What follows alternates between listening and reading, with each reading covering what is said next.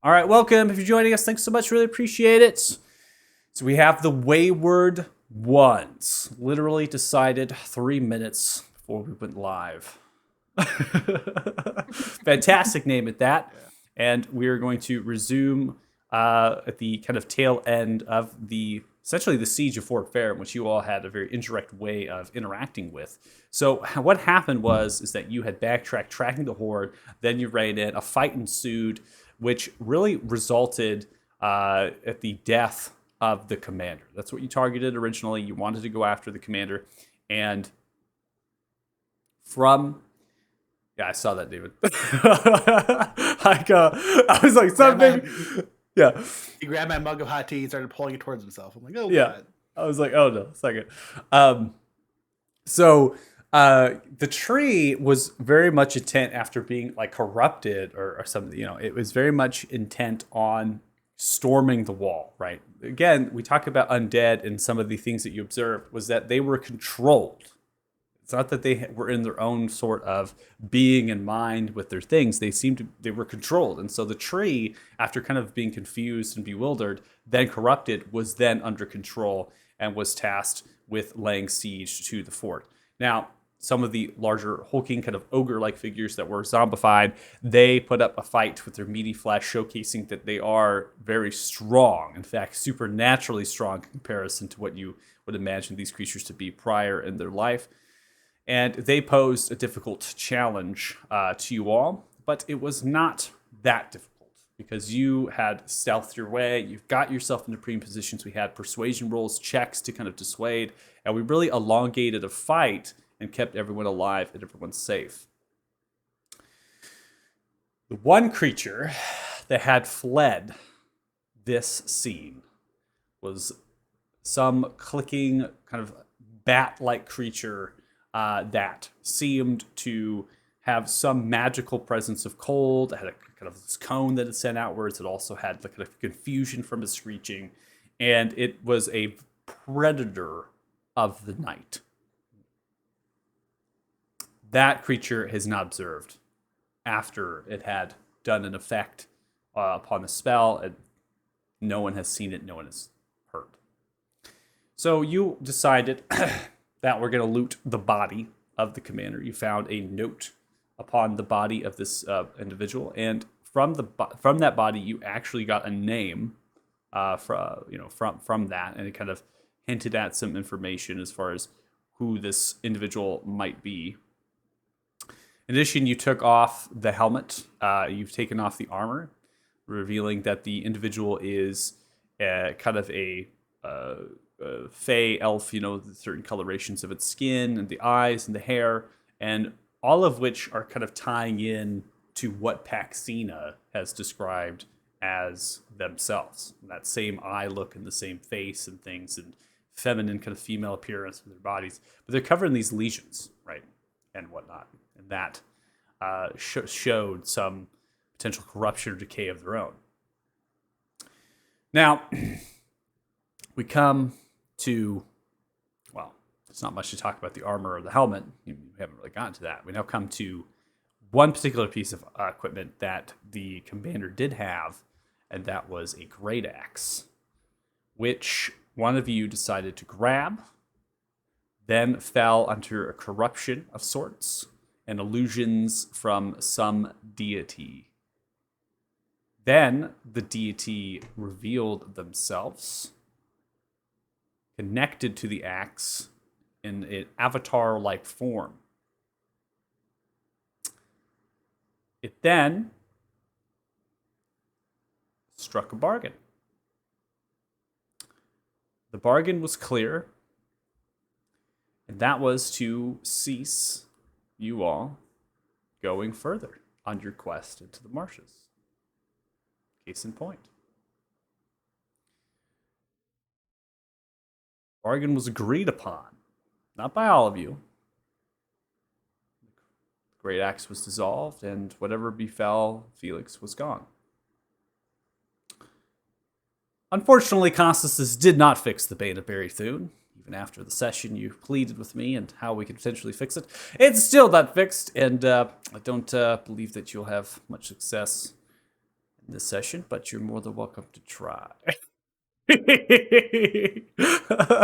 So, anyways, and we are still here in the forest outside of the siege. The body of the individual still lie, and we now have the armor of the helmet. Banbury Thune kind of splintered a little bit, not completely shattered, right? Just like kind of cracked, still fully formed in a way.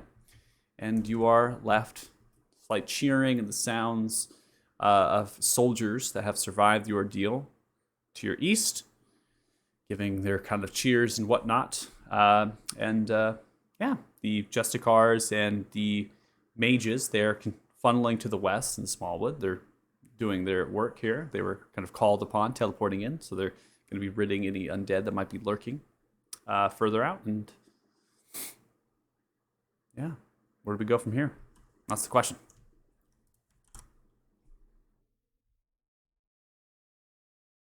It was breakfast time, was it not? Yeah, I say we See if the go collect our payment. Yeah. Should go talk to Commander. Mr. Athala, I don't know if you're capable, but at some point, I'm sure somebody already did, but we should reconnect with the Lord about,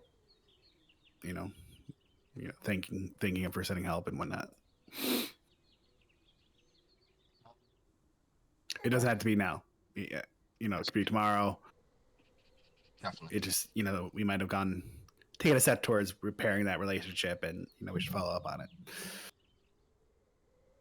Yeah, we can send word. First thing when we wake up. Also, where's Regmore? So Regmore is going to be here with the party, and I'm not going to put the token down forever, but Regmore is still here, and Regmore has sent me some of the things we talked about what Regmore will be doing, and so Regmore will be accompanying you until a point that I will role play what they are going to do. I'm not going to make it too awkward with character departures. I generally just do some out of character stuff and things, and we can go through inventory at that point, salvaging what Regmore might have as far as items that they're willing to provide the party. And they said they're willing to provide anything that they have and that sort of thing. So they're just kind of accompanying through the journey until the appropriate time of their departure.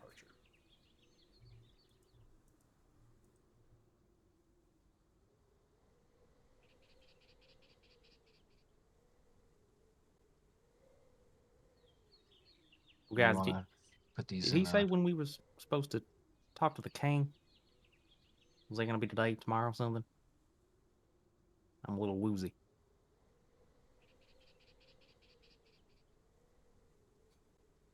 Let's head back into the fort, and we'll find out the answers instead of guessing.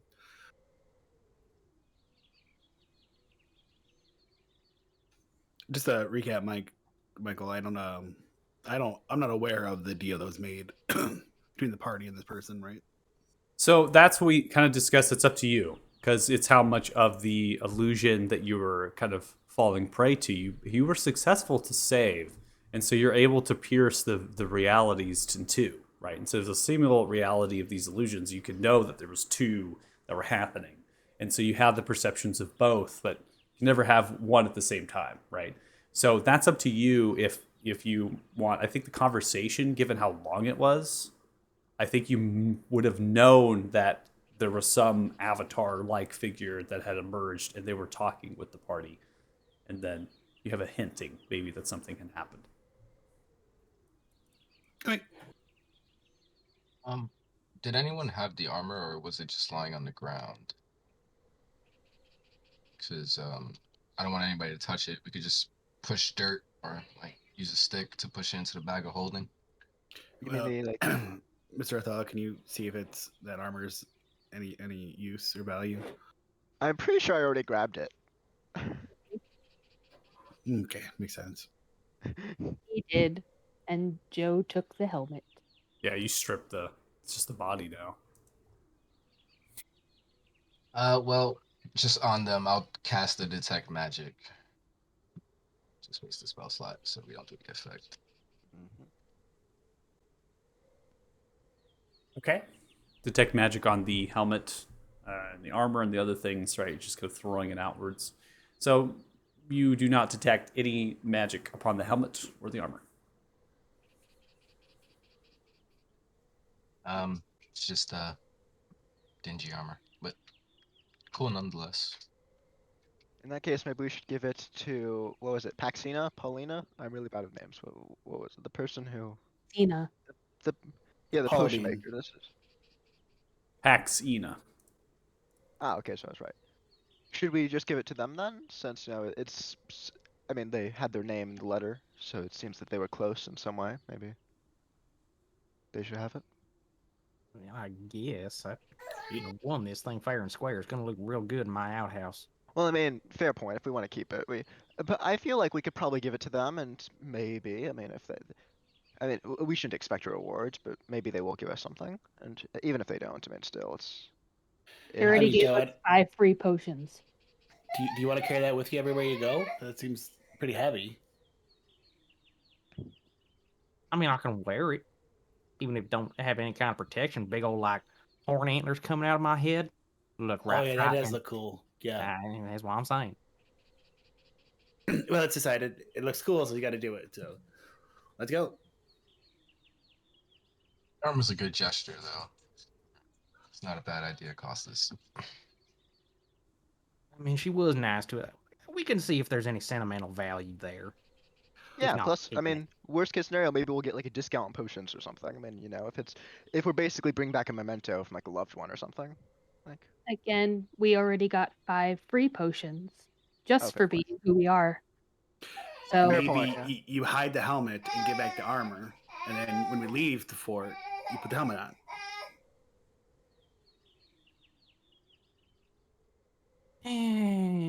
I'll see if she wants it. But if she don't, I like it. I mean, I thought it was special.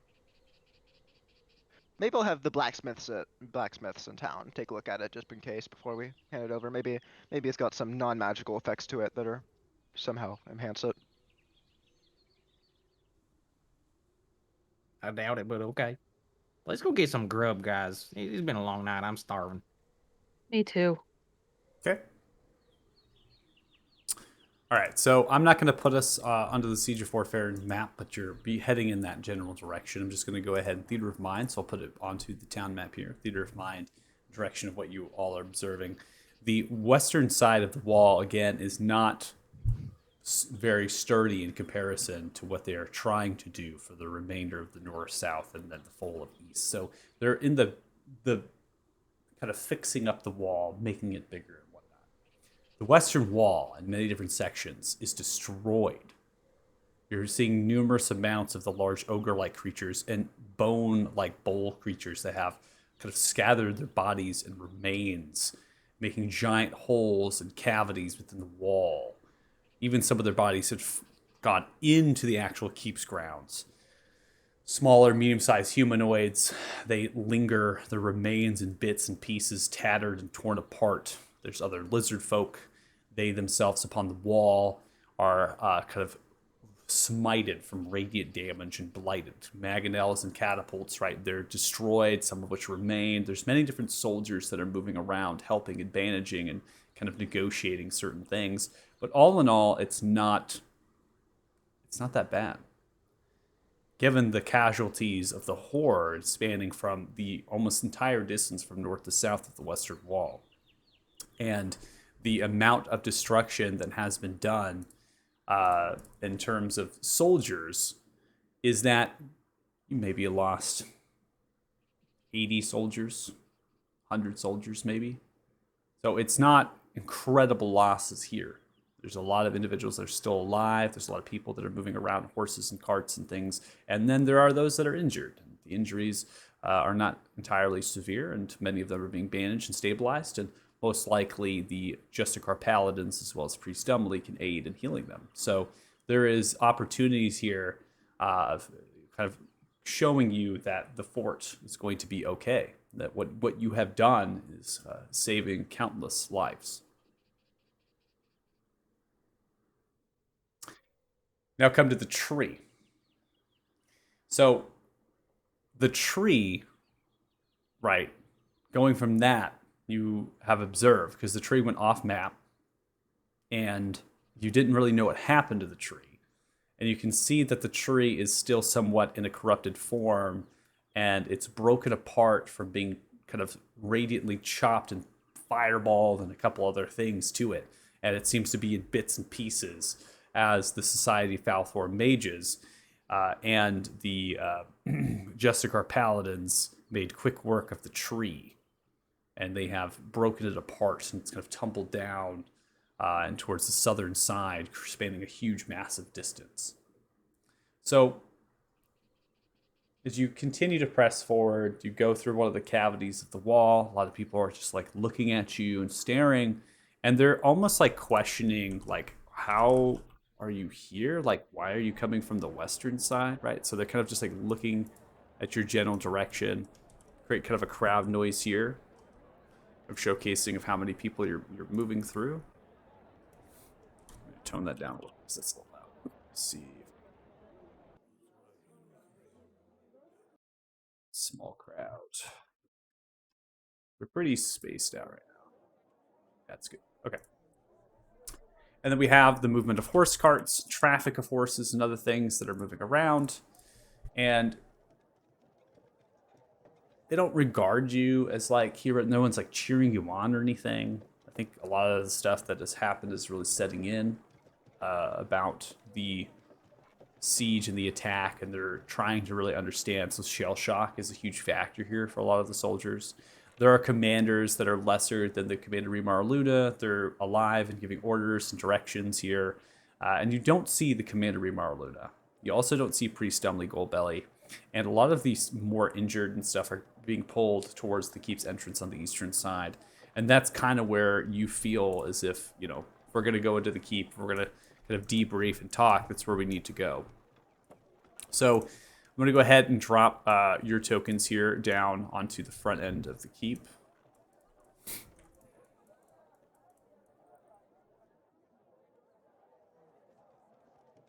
Activate that. So right now around you, there's a lot of hustle and bustle. There's a lot of individuals that are being unloaded onto stretchers, and they're being brought into the keep, and they're beginning to be littered in the entry chamber as well as the common areas inside. I'm not going to put tokens down. It's not necessary. A lot of the soldiers here have the doors open, propping them up, and there's soldiers coming in and out frequently. Many of those are kind of grabbing different things from the armories and other supplies to make temporary sorts of medical kind of kits themselves and aid and whatnot. So no one's really paying attention to you now that you're really in the density of what's around you. So now I'm going to kind of increase the crowd size. And you can see as you kind of stretch down through the space and you're looking, is that there is a density of people that are standing still at the backdrop of the keep.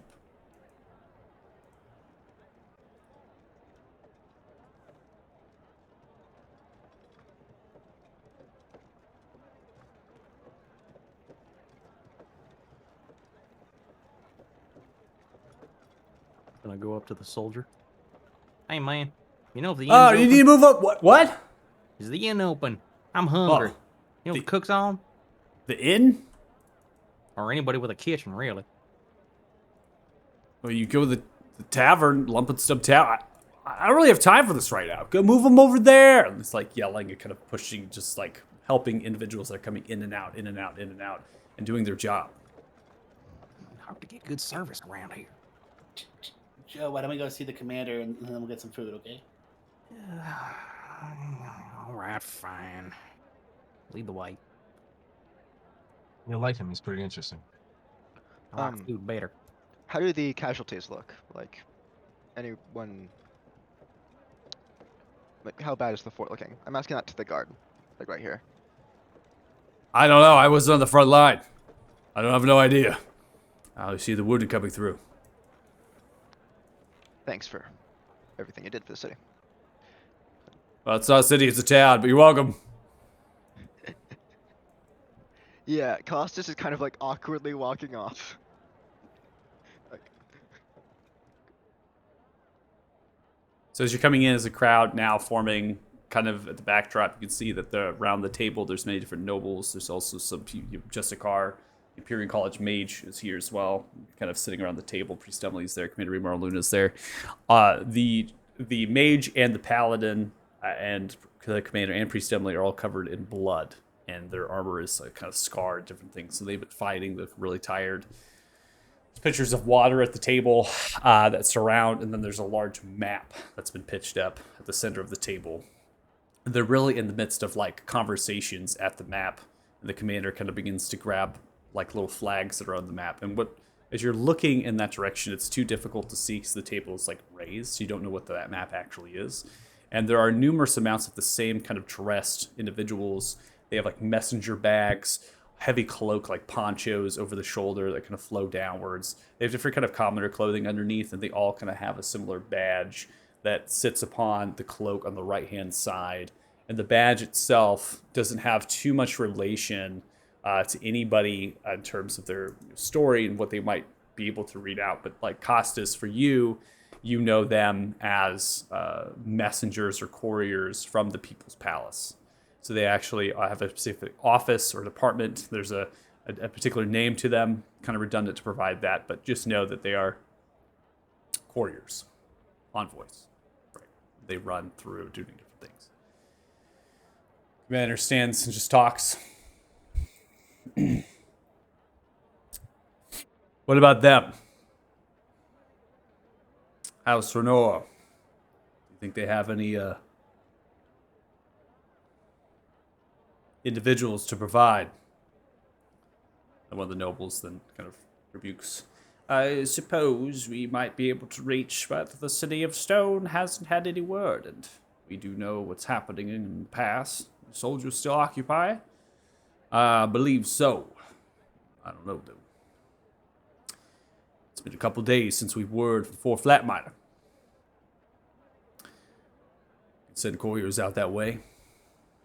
And so, without trying to kind of continue conversation between multiple characters, they are discussing from eavesdropping and just kind of coming into the space. So they're discussing recruitment and reaching out into other areas around, such as Ismar and the Gorn Valley. And what they're doing is talking about noble houses or individuals that might stake claim over large groups, not just lords and ladies, but maybe they are someone who has like farm hands and other things. They have a large farm outfit or something. So they're actually reaching and looking around for potential people they could get to help them.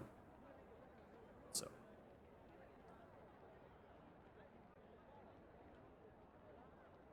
Are you all kind of waiting for this meeting to conclude, or you all moving up to intervene? I wouldn't interrupt until Commander like notices us and if he asks. But Yeah. Felix would just wait Yeah, until. yeah. Same. There's a lot of city stuff going on. I mean, we might have important information, but they should handle this first. I'm also trying to overhear everything that they're saying.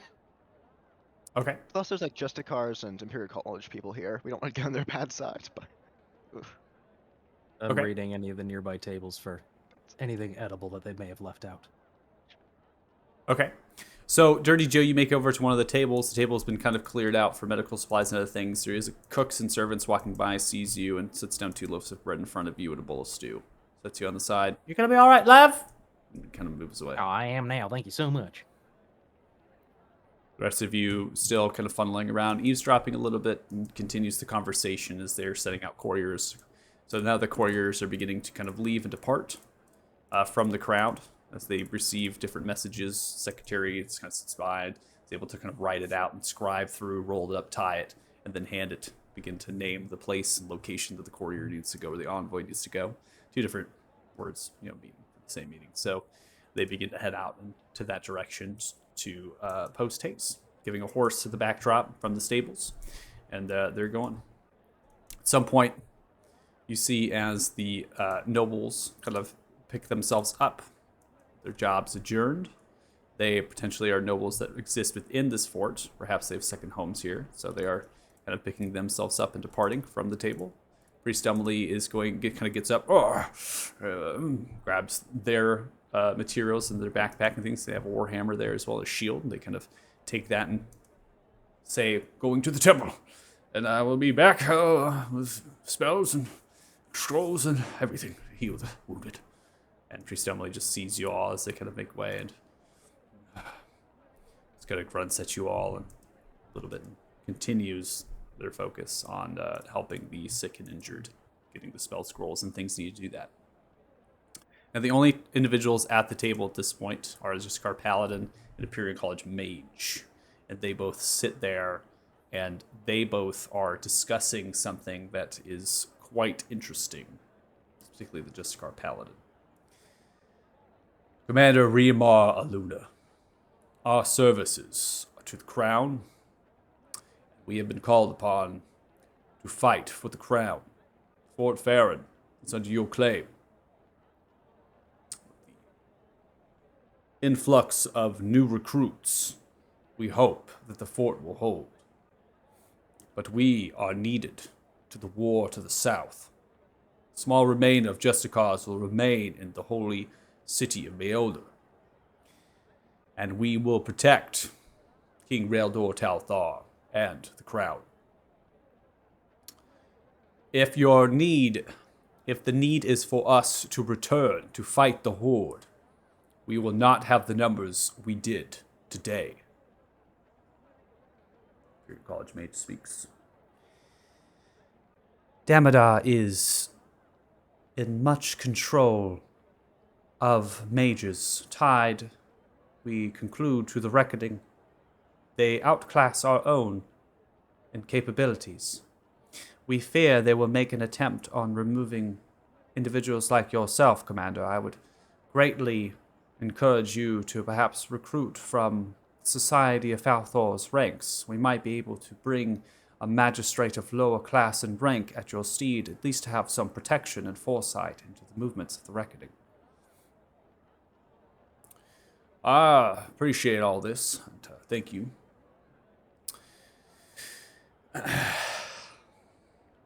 Lord Foyan. And of course, blessing for the Imperial College Mage to bless us with their magic. I might just take that very offer up. Both headed out after your services are rendered here. We will do what we can with the new recruits, getting them up to speed and all that. And making sure we defend this fort to the death. For the crown we stand, for the Talthars, of course. They both kind of stand up, look to each other. Commander will let you tend to your soldiers, get your rest. We will return in the evening after we convene with others that have went into the Smallwood.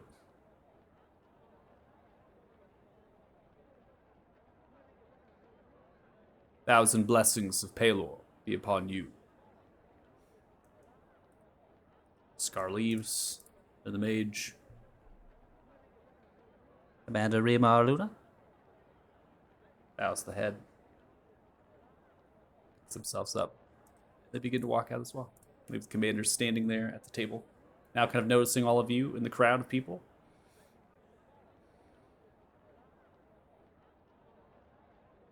Squints.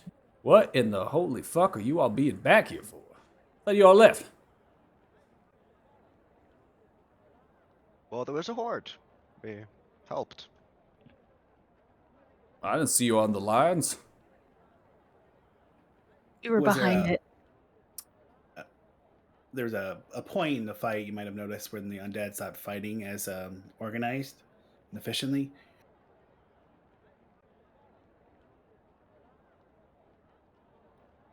Thought that was when the tree fell. No. Yeah, we took out the commander who was controlling them. Joe, Cassius, if you would show him the armor. I pull out the armor and like put it on top of the table. See. Would you like to see the battle?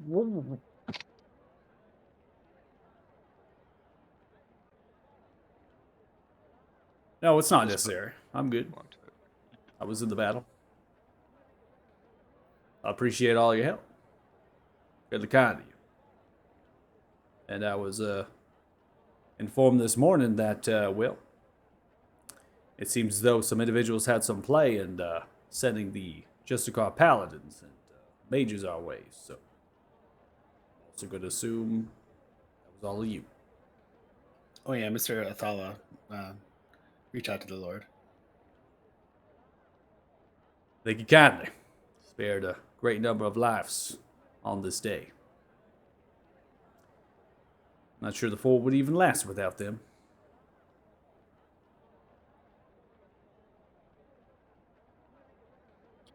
Seems as though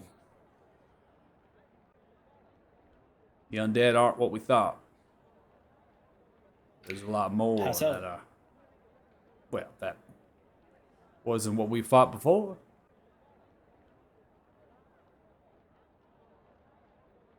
They were much different this time around.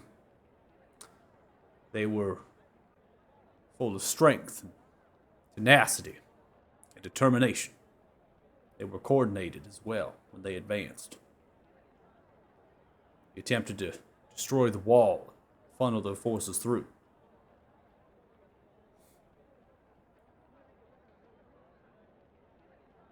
Yeah, there was a commander that was in charge, and I'll use minor illusion in my hand to show an image of them, and then another minor illusion of the axe. They use this to command them, coordinate. They're the ones that corrupted the tree. Another minor illusion of the tree. And we were able to take them out. So it looks like everything is okay here. Then looks like lives were saved, and Very much so, and all thanks to all of you. what are your next steps, Commander? Well, we've been sending out envoys to different territories about the land that are under Talthar control, attempting to get some more recruits. Of course, we have already bled the resources dry, but we will continue our efforts in recruitment, bringing people to the fort for training, and keep them to the wall. We've also reached out to some construction company in Lathan for expedition, the repairs, and now rebuilding the wall. So, better outfit to handle some of these creatures. If that's the case, and we can make it happen for the next undead horde attack, we could withstand another siege of that magnitude. Of course, the tree is a whole different ball game there. I'd have to improvise some siege to be able to take that thing down on ourselves. If that hadn't been for the mage's abilities in pertaining to fire, being able to launch and hurl evocations from afar, well, I greatly believe that tree would have crushed the entire fort. Nothing would have stopped that thing. That was a one huge, massive son of a bitch. Well, the good news is that we have reason to believe a horde of that magnitude will not be coming for a while, at least. That's How you be fixing on that? Because you've been slaying that commander? You're going to bring another one out, I'm sure. Well, there was an agreement come to terms with, and the entity that was sending those things your way shouldn't do so again. But if they do, you need to let us know, because then we have to, carry out on our side of the reneged negotiation. Negotiation.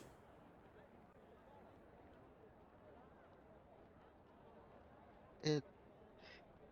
It was an interesting bargain. There is no bargaining with the enemy. It wasn't exactly the enemy, and not.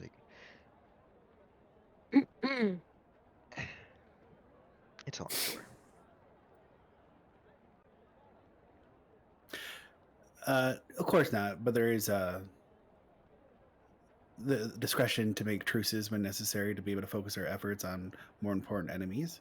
So for right now, we believe that the fort is relatively safe, but if that is wrong, we will correct at our own behest. But right now, we do believe that we have fulfilled the objectives that set out and what we had promised you. Fort seems safer, and we would like to be moving on.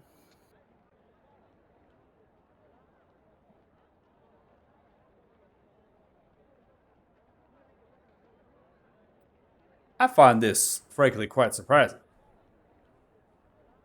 I don't know what in the hell happened to you all to change your ways, but when I last spoke to you, we made an agreement for a bargain. This quest was you all going into the marshes, taking care of business. Well, you had remind me, Commander. You had asked to find out one, what was causing the horde to come this way, and two, to stop it if we could. There is an entity called Grugash, which I'm not sure how familiar you are with that. That's the name of the dragon, right? Mhm. Out of character. Yeah, Grugash is the name of the dragon. And we made a deal with a person that has a being that has connection with Grugash, and took responsibility to keep Grugash from continuing to send hordes in this direction, at least of that magnitude. I have lived a long life, and I have seen a great many things. My words of wisdom will strike true within your hearts. Whatever bargain you struck, whatever the fuck is going on, you all aren't telling me. Wholeheartedly. Not some of you, anyways. Seeing all your faces. Truce and peace don't last when the enemy don't care about what you are, who you are, what is going on. The undead attack without provocation. Because you made some sort of arrangement. Sounds like, anyway. Without any sort of collateral. There is nothing stopping them from saying, oh, I don't care. Well, the collateral is already there. The person we made the deal with, they don't want Grugash to die, and that's what we would have gone on to do. Like, we've killed the other entities that we've killed that have disturbed the peace, and so that was the deal. That creature would be spared, and so would the fort. See. All right. Well, we agreed upon 25,000 gold pieces. 15,000 gold pieces for investigating the marshes, the sources, and the why behind it all. Do you know why they attacked the fort? Yes.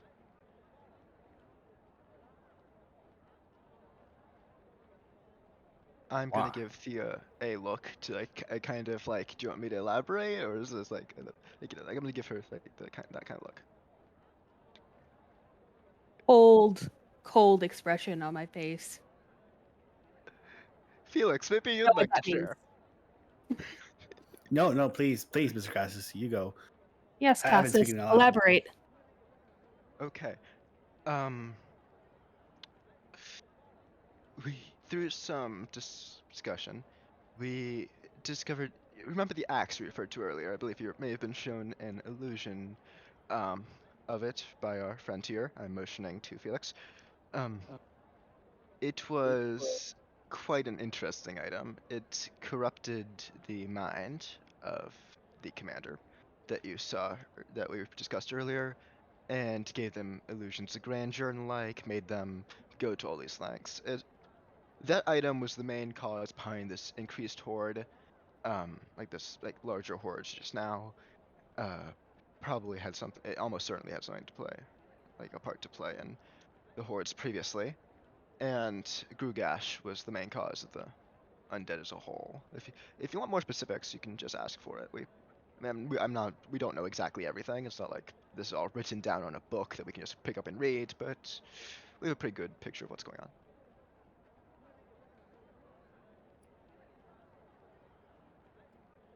Cast this morning light, son of the blooded, are you fixed to be telling me that If I want more details onto what I have tasked you all in investigating, I need to specifically ask. Well, I have asked, I have said, why are they attacking the fort? And the fort specifically. Oh, okay, that's what you want to know? So I thought I'd give a good enough description of what was going on. That was, yeah, the fort specifically. Again, the illusions of grandeur. They convinced the commander to think that they could kind of conquer the world, kind of thing. Again, it's a really evil axe. Okay, it makes people think that they can take over the world, kind of thing. So they were kind of just going. They were kind of going from settlement to settlement. Before they got here, they hit a smaller village kind of by the river, and turned those undead. I'm assuming. I mean, actually, I'm not assuming. This was their next target, as you can tell. And they kind of just going. There was no like specific like object attracting them here. Besides, there was a large population center they wanted to conquer next because of its proximity to the marshes and Veiling, and you know. Just Costas, I need you to roll a deception check. Is that lying? Oh, Not why. Yeah. It's not why. And in fact, you all don't know why. I thought But that's why. I thought that was never it never was disclosed to you why the Horde attacked Fort Farron. I mean, they gave the guy. Costas believes he's telling the truth. Okay. Okay. You might believe the Can truth. you deceive if you believe that to be the truth? I'm honestly I'm trying to think about what you're going off of here. If you even have enough information to say what you just said, I don't think you do. I'm sorry, Commander. Mr. Costas, he took a really big hit in the fight. He's been a little rattled. did. I mean, I've that's been meaning to get that checked out. That seems to be it. I mean, we know the axe gives Galushians a grandeur, and that they thought they could like conquer shit, right? That's Now what I got. kicking the chair leg of Costas's chair. Hey, Mr. Costas, how many nails are in this room into the wooden floor? Can you count this for me? That's a lot. That would take like over an hour. Oh, I believe you can do it. No, Okay. Seriously, out of character. Isn't that what was going on? That's pretty much that's why I got the vibe. So out of character, that is you as your character or player, right? You're creating speculation. You're just speculating because nothing concrete has actually been said about why. Also, part of the information too would be the source. So you have a little bit of understanding of the source, but you don't understand the why behind it, which was something specifically left out by what communed with all of you. They didn't actually tell you why. Ah, dang it! I thought. Nor did we ask. Nor did you ask, because you didn't We know the care. axe doesn't conquer shit. So I mean. Well, the axe, yeah, but but see, you are now talking about what Felix hasn't even shared. So Felix never actually shared that they were under like illusions and other things during the effect of the axe. Ah, damn it. Okay. Felix has never shared that. They just showed that they were being corrupted by it. So that's what I'm saying. Like, you're going off speculation for your player and now your character. You're doing both. So we'll go ahead. I'm just going to state just broad of what your character does know. You were told about the source. You understand the source comes from the marshes, particularly from Grugash, right? That is the source, right? Now, you don't really know the place, but you can make speculations, and it's pretty redundant to know that because it's the marshes, right? The second thing is you don't know the why. Again, you don't know why they're attacking the fort. Why not take the Horde and just go attack Alathan? Or even just go march the Horde to Baalder? Like, you don't know that. Like, why that's happening specifically to this fort. And you have an idea. The third thing, based on what communed with all of you, you can make assumptions, speculations, even conclusions, I think, at this point, that says that there is some reasoning that is evil in nature of why the undead horde attacks. But that's a very general thing. And that's not specifically what the commander had tasked you all and why they were offering 15,000. It's 15,000 to understand the source and the why, and it was 10,000 for stopping the horde completely. Cutting the head off the snake, which you were making an argument that you've done. Commander, now that I hear it from his own words, I think we're only partially done with what you'd asked us to do. So I think we're gonna go get some rest and get back to that group. Yeah. I mean, some of this is fine. Yeah. You wouldn't be opposed to giving us half the payment now, right? The 10,000 for the part we acquired. You have made an argument that you have stopped the horde based on a bargain struck with an entity or something that you honestly will not tell me what it is. For I only know now that it could merely be your own delusions. I'm going to take you all at your word. I'm an honest fellow. I've lived a long life, and you all have done a service here to the fort on now numerous occasions. I'm not simply going to assume that everyone is lying to me. It's not how I go through life. I'm going to give you all the opportunity. And also, I got to fetch the coin from the coffer. I got a lot of tasks. The day is going to get me all wild. How many soldiers, commanders, and individuals I need to speak to on this day. So I'm going to let you all take the day. You're going to come on back here tomorrow in the morning. And I will have the coin, courtesy of what you all have told me, ready to provide. I will suggest that you all discuss really understanding why the fort has been attacked. This is going to go great if I need to make audience or if I need to send to the People's Palace for more aid. If I understand the why, even calling upon Lord Thalamphalor and the Paladins under their banner, fight alongside here, or even press into the marshes themselves if it's a desperate attempt on a siege of Baelder. After all, we are the crossroads. Maintaining this might very well do our enemy a good service.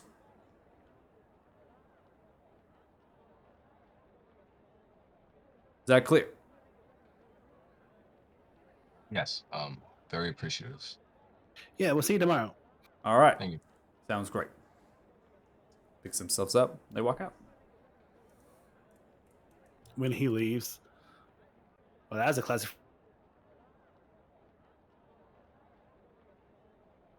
David, you're cutting out. Oh no, David, we're losing you. No. Hello. You're back. Back. Better. Yeah. When he leaves, I would say, well, that was a clusterfuck. Yeah. Costas. And I'm going to stop right in front of him. That seems like it I'm was a going to good- smooth some blood flecks off of his armor. Stop talking. I tried to get Felix to talk. Okay. I tried Stop. to get Felix. Talking. Sometimes when people are quiet, they're thinking of an answer. You don't need to jump in. Stop talking. Thank you. And I'll keep walking toward the tavern. If he hadn't talked, he'd gotten suspicious. Shut up. Oh no, Mr. Costas, I think it was you had a really great effort and all. It just I don't know that you knew what you were talking about. So awesome effort for enthusiasm, and I applaud your courage. Let's go get a drink. It was a good hypothesis. I'm not gonna lie. So, Y'all Giorgio, should how get in on somebody's stew. Joe, what should we drink? You're in charge. Everything. Drink everything. Let's go back to the inn. Get one of everything. Eggs, bacon, beans. Good old giant breakfast fry up. This was a good starter.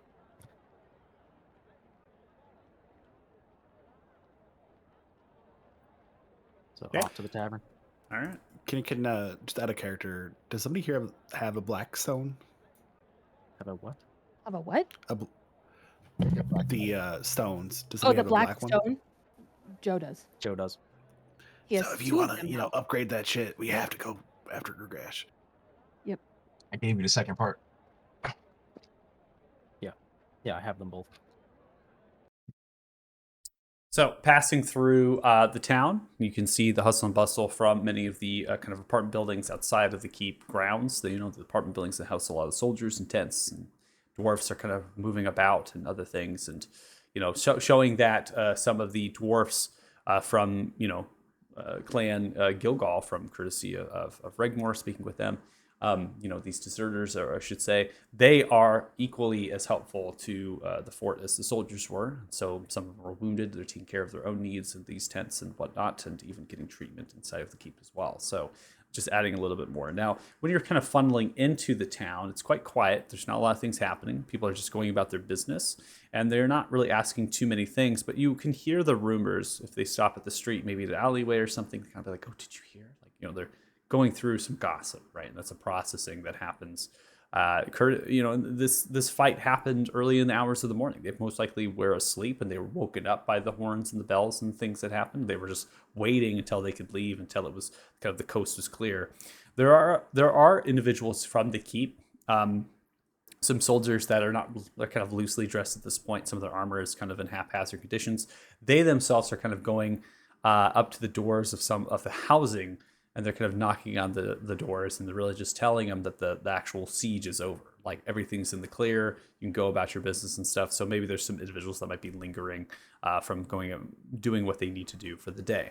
You pass it to the Lampenstone Tavern. No rain is falling. The rain has stopped. We had it kind of back during the actual fight, and then it kind of subsided in the morning, and then now it's completely gone with clear skies and a little bit of sunshine poking through, warm temperatures. The actual corral of the tavern here is mainly clear. A lot of the individual people might have stayed here or left pretty early, right, knowing that there was something happening, so they want to get out of the town before they got stuck in here. And you can hear the familiar voice of Yadir kind of cackling inside, and that, everything is as it should be.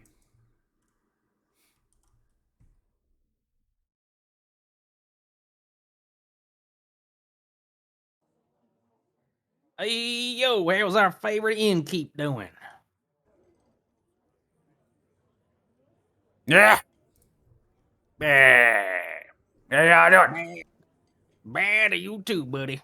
We have survived the night, just like the rest of y'all, and we are fixing to eat ourselves into a giant coma. So, whatever you got frying up, give us 2 of them each. All right, I'm good.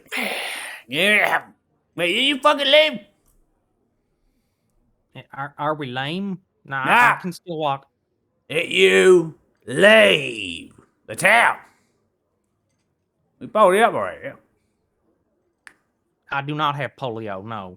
I'm sorry to say, and I can still walk on both legs. No fucking sit down. Bah. Yep, yeah, I'm going.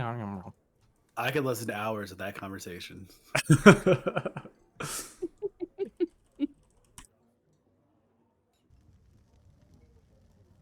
All right, so at the table, you all are kind of alone, right? There's some people at the bar, at the tables, but it's pretty much empty. Michael, I had put in the chat. When we were walking past a corrupted tree, would I be able to have grabbed a piece of bark? You said That's it was fine. still corrupted. All right, cool.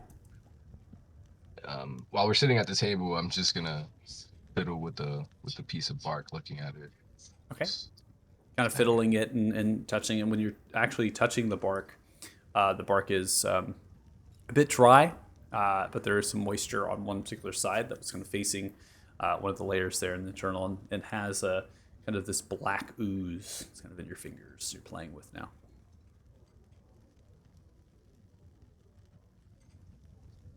Okay. Just prestidigitate my hands. It's nasty.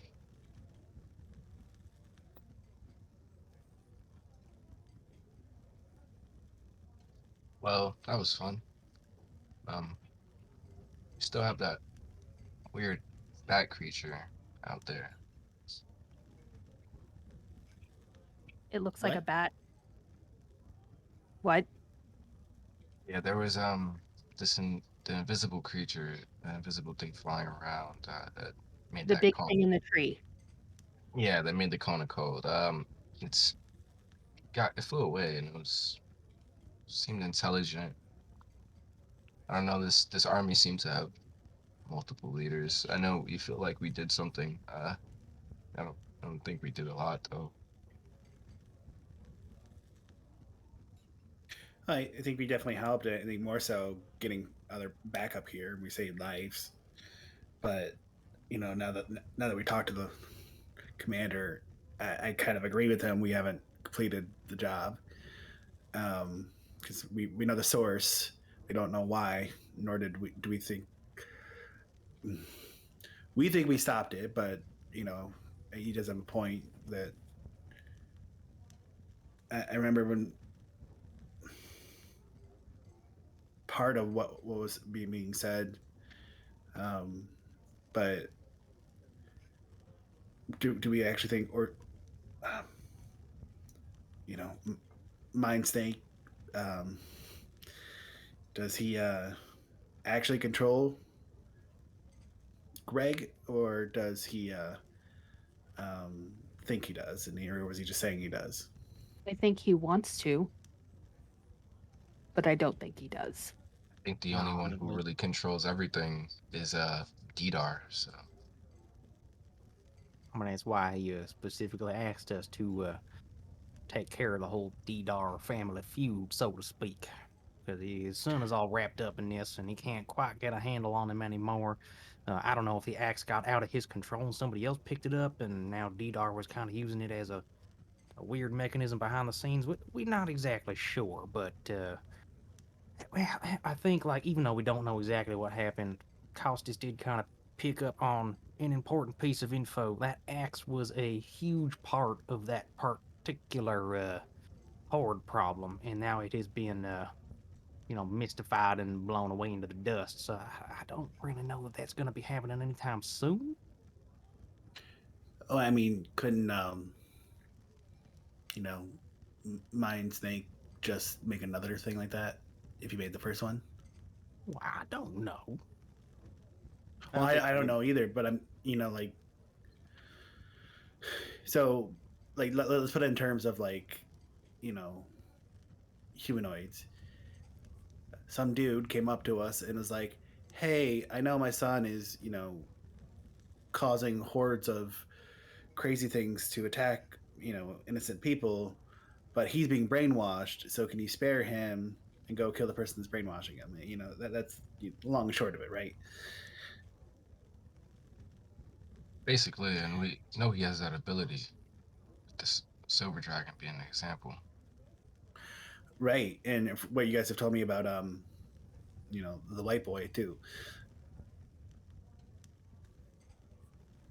I think what we should do after this, go pay Paxina another visit, because it seems like them weird, what do they call them, congruences or bridges or whatever the who's it was, It's got a something to do with it. congruence. Congruence, there you go.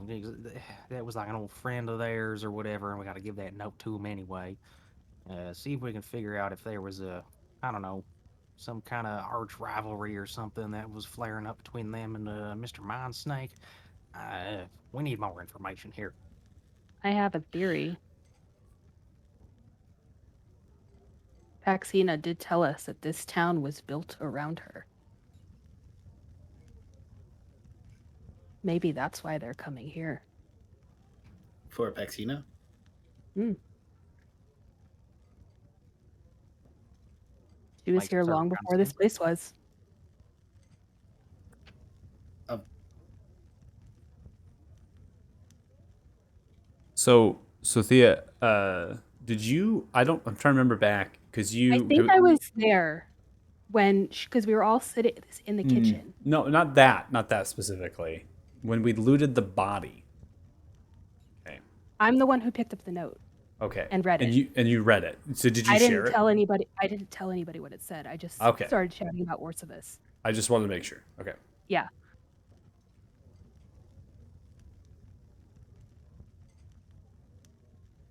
Yeah, maybe Paxion knows more, but they let it on.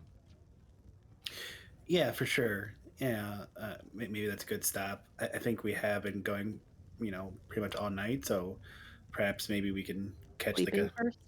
a day nap here and try to catch up with Paxina. I'm sure she's providing potions of healing or whatever to some of the wounded people. So who knows, and then catch up with her.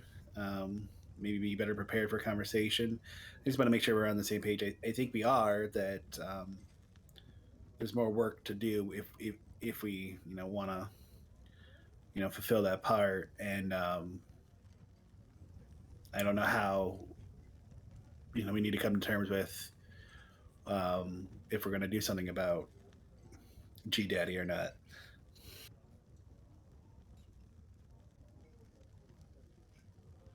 Yes. Food and then sleep. Agreed.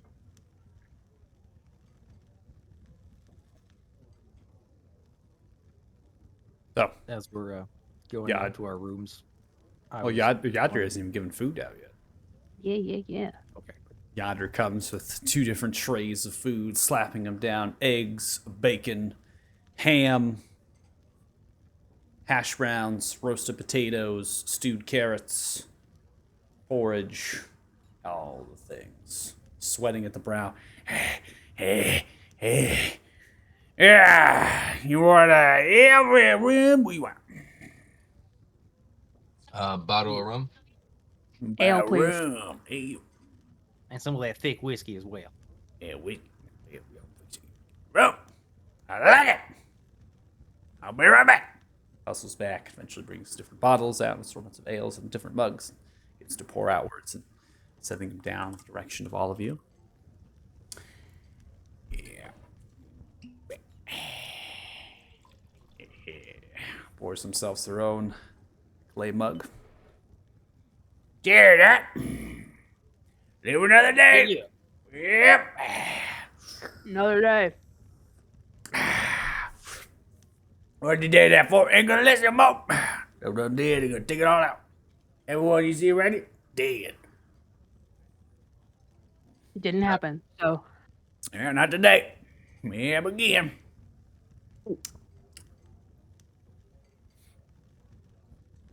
Baylor bless you, man. Baylor bless you. Baylor, but fuck Baylor. Baylor go fuck himself. Is that right? Yeah, damn straight. Baylor had nothing to do with it. Taylor didn't do shit. Yeah. Yeah. Just trying to be Nothing. quiet, but you got a point there. I mean, his paladins did do something, but yeah. You know what about? Paladin be drain all the life. Let all the honey sucker from the sap. Sucking on the teeth. All that life. No wonder they be able to do so well. You know what's up, Yadir. Me, born with sea bread on the sea, sail with the golden hand. Free spirited. Salty. All right, thank you. Oh. What? Wait, Are the, you- the golden Thank hand? you. You want to get this money, man? My tavern? No, wait a second. Yeah. Actually, what was that about saying with the golden hand? All right. Yep, I'm down. He wants me fucking go. I'm gone. Go fuck yourself. Yeah. Damn it, Felix, he was starting to get interesting there. Gets a rag well. cleaning, staring at you. But by all means, I need to eat this in peace. You know, He did kind of spit in it a little bit. And that's why I sit on this side of the table. Smart. That's why he's our wizard. You foresaw it. Love it. Right. Well, I'm gonna get some rest. Thank you all. See you in a bit. All right. So you all finish your food here. Food leaving at the table as well. Again, not many people are coming into this tavern. Right? It's definitely not. And maybe some people later, but kind of left alone so you can eat, drink to your heart's delight. Go up to some rooms, which and really paid for. So, but we'll just say retcon, some keys were left for y'all, and for you all to go up and get a room. So Do you pay for rooms after you save a fort? Also, didn't Yadi priest doesn't know that. roleplay- Yeah, we were comped. the priest paid for us for 2 weeks for food and rooms. That's true, but barely Yadi believed you all left. We still had many days on our 2 weeks. I'm gonna go Yeah, back up to the exact same room that I had, and if there's somebody in there, I'm gonna go No, open the no. door on the other I- side and I'm throw just- the stuff out. I'm just fucking with you. You're all good. Yeah, pass up, get your room. Sure. They're all the same key. I remember how it They're looks. they're I'll just literally make all it. the same. I'll key, make so- it. Yeah, it's not a big deal. Pass out. Okay. So Felix, you're asleep. All right. No, I go up to the room to go to sleep. But I didn't get up there before everybody else. Oh no! Is my I'm door here. frozen? I'm Am I here. frozen? Can you hear me? I'm still here. Yes. I can hear everything. upload, like I can literally hear you all. It's just my upload speed has a, I don't know. Again, little micro blips. It seems to be a little worse today, and so it was fine last night. So, everything's good to go. Just a little bit drop, but you go upstairs. Yeah, go upstairs, make sure I go into my room. I think I'm sharing with Thea, but I would have gone up first. I would lock the door, Okay. and then I would get on my bed, sit cross-legged, and just be like, not sure if you're listening, Mister Orcephus. Wait a second. Okay, I don't know how these things work. Need to know more. Because apparently these people made a deal that involves my life, and I don't know if we can trust you. So I'm gonna go to sleep and see if you talk to me there. Okay, bye. Okay. And I'll try to pass out. All right. You unlock the door before you pass out? No. Cool. All right. So You you can pass pick out it. and go to sleep. Yeah, no, I know. I just was wondering. Joe is going to take his stones when he's isolated and try to put them together. Okay. So as you hold them outwards, they begin to liquefy as they form into funnels of themselves. This black cloud, they begin to kind of form, and they form into a crescent shape as it becomes more translucent. The crescent shape fits into the palm of your hand as it flutters and floats downwards as you grip it. And as you kind of hold it there and look, it has kind of a shine of this black energy about it a little bit, and then kind of dissipates and goes away. And you're sitting there clutching now two pieces formed on this particular stone. I'm going to try to stare into it and contact anything that might be listening. Okay. Please make a intelligence saving throw.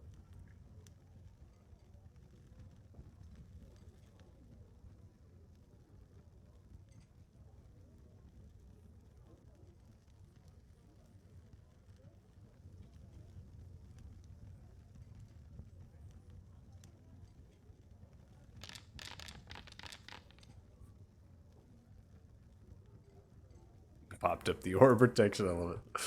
It's so great.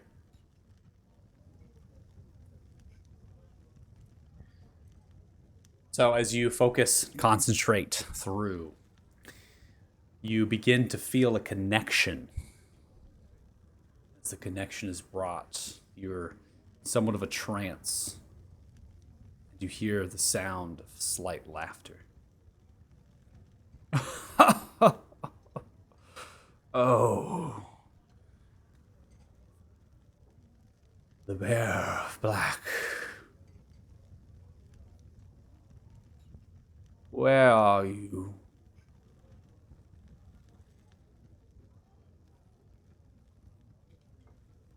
Who's this?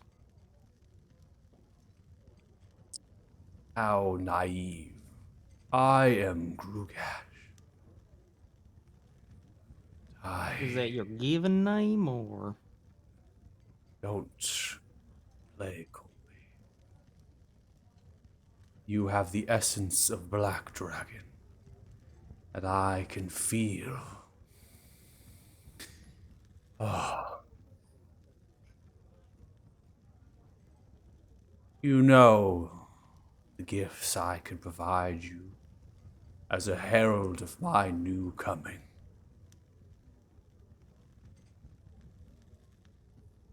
No, I suppose I don't, but I like to earn my own stuff, thanks very much. Let me ask you something. What is your motivation? What gets you up in the morning and makes you do all the Grugashy things that you do? Bear of Black, you wish to know that, you'll have to come to my marsh. And I will tell you all you wish to hear. Oh. No. I'll save that one too. Very well. Hey, when's the last? Have you has your dad given you a call anytime soon? He seems kind of concerned about you.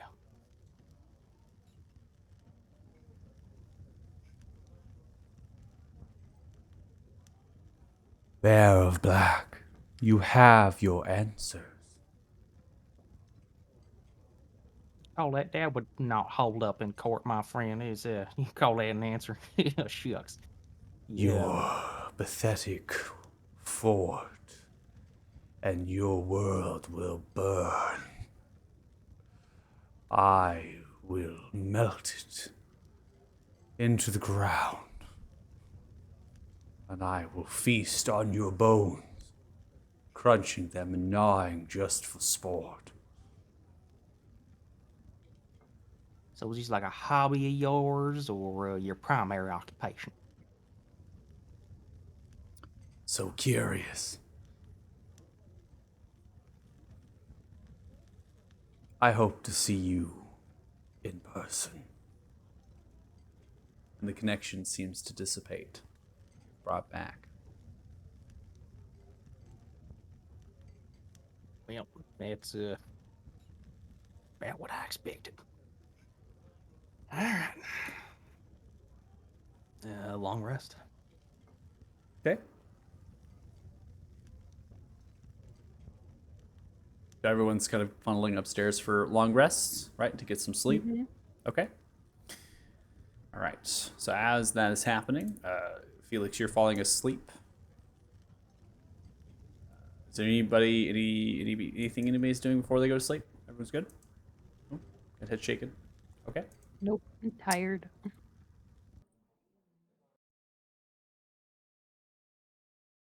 Felix, you're overwhelmed with a dream.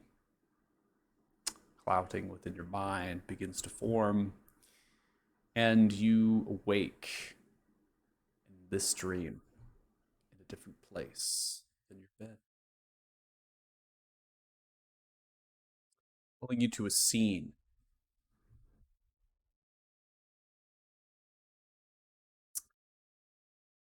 on a black rock that is floating in the air, suspended by chains in a moat of black water, divided by spectral energies of some otherworldly presence. You see on a throne made of metal and stone, intertwined, suspended and hovering in the air, is Orsivis. Orsivis still within some avatar form. This time, more details of their body. They have no eyes or mouth, really. More of 6 in a row, right? 3 and 3. Purplish gems leeching out light. Cowl of their tattering hides away some of the intricate parts of their flesh, if they had any. They're mainly a form, nothing more. The scythe sits on the lap of their body that is currently crisscrossed, sitting in this throne, hovering. Around you, off this map, are black citadel like walls. As they encompass the space, it becomes apparent. Above in the sky, clouds of black, rolling thunder. That this entire piece, not just what's floating here, but the walls and whatever citadel this is, it actually is moving, like rotating. Okay?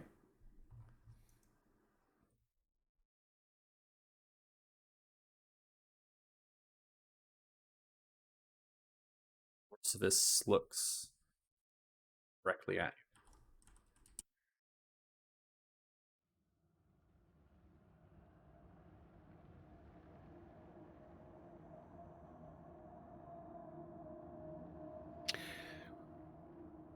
Cool place you got here.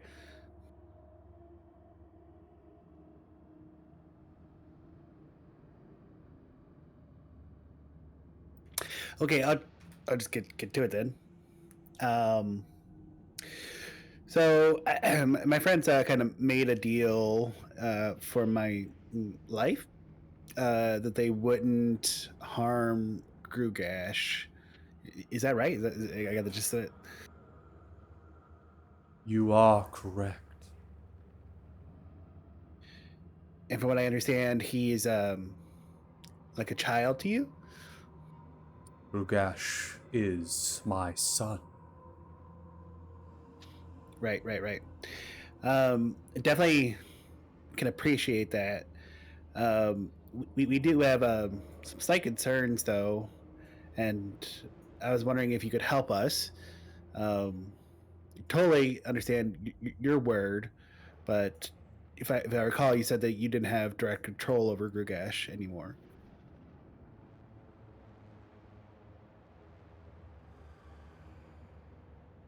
Takes the scythe from the lap. Strikes in. As that happens, purple veins begin to form from the throne, seeping outwards, causing space.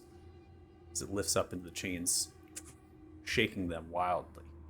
The figure then begins to form, with 2 legs standing bipedal. It begins to slowly grow in size.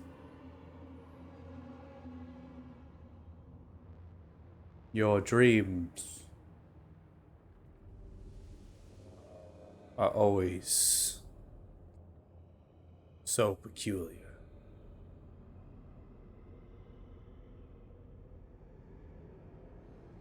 Is there another bargain you wish to make? Well, I really want to help you and keep our friend's word, but we need to have a way to prevent Grugash from hurting people um, while we go out and carry out our side of the thing of taking out Damodar. Because our ideal solution would be like, oh, you're big, scary. Would be if we didn't have to hurt Grugash and we could go and defeat Damodar and Grugash can live out in peace. But because he's corrupted by Damodar right now, so wondering if there's a way that we could either in, temporarily imprison or inhibit Grugash so he can't hurt people. And then once he's free of Damodar's control, you guys can go do your thing.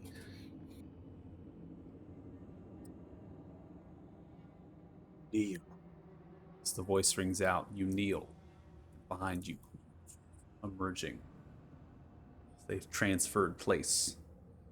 You doubt my power?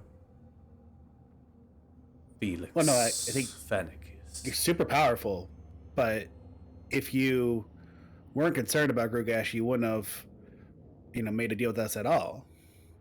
Because you could have easily smelled us on the place, but you talked to a bunch of mortals, so seemingly there's of some interest, some concern that you have about Grugash not being under your control.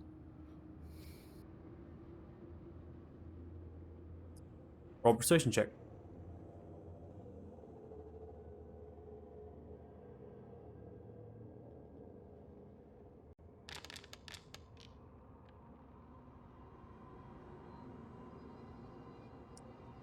You would do well. As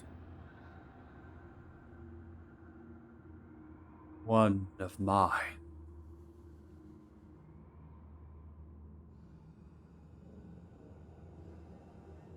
Felix Fenneke.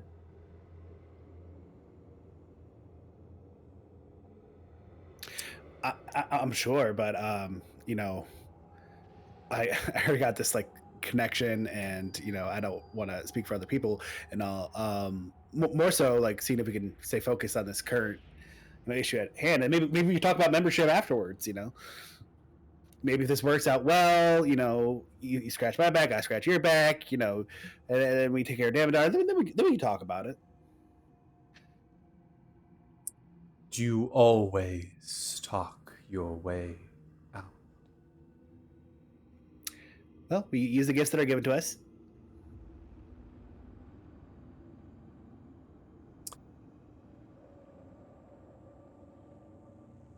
That's reversing back onto the throne as the legs fold and dissipate. I will tell you one thing.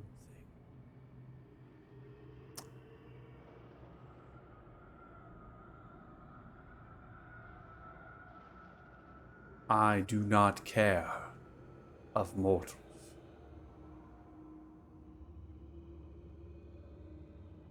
And the assurance that has been told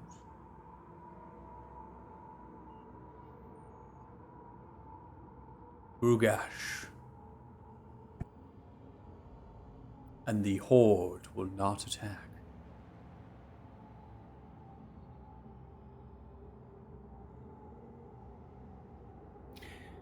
Yeah, I totally believe you. But you see, the thing is, we have to work with other people that probably don't. Is there some way I could prove such a thing? I do not care. You're very persuasive. Talk your way out of it. Scythe stands up from the lap, clicks once more as the tendrils sprout from the space, and you awake in your bed after a long rest.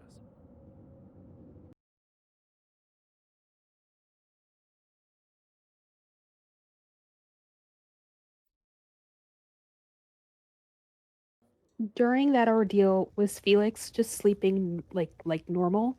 Correct. Totally nude. Totally new. Yeah. Oh wow. Oh. But wearing the hat. Yeah. Just needed to know if he was like thrashing or anything, Nope. or if thrashing in his sleep is normal for him. Everything seemed normal. Cool. All right, everyone can take a long rest now. Just to save a spell slot, if you let me. Before I would have went to sleep, I would have sent the message to the Lord. Just relaying that the battle has ceased, the Horde was taken care of. We vanquished one of their commanders. Thank you for the aid. We appreciate it very much. We'll be keeping in contact. Okay. So you're using a sending there to send that message out. It definitely seems like it is heard and responded.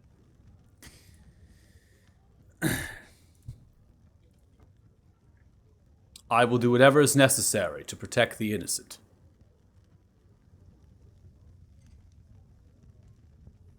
You are round in Fort Farron in 2 days. We are on the move soon. Meet.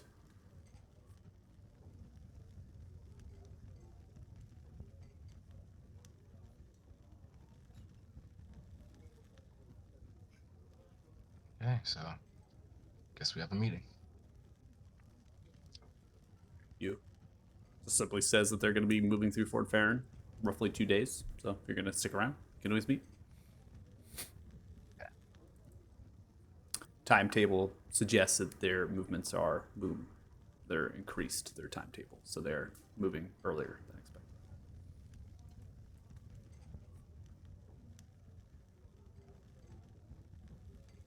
I'll relay that to the party once we have breakfast. Okay. Lunch.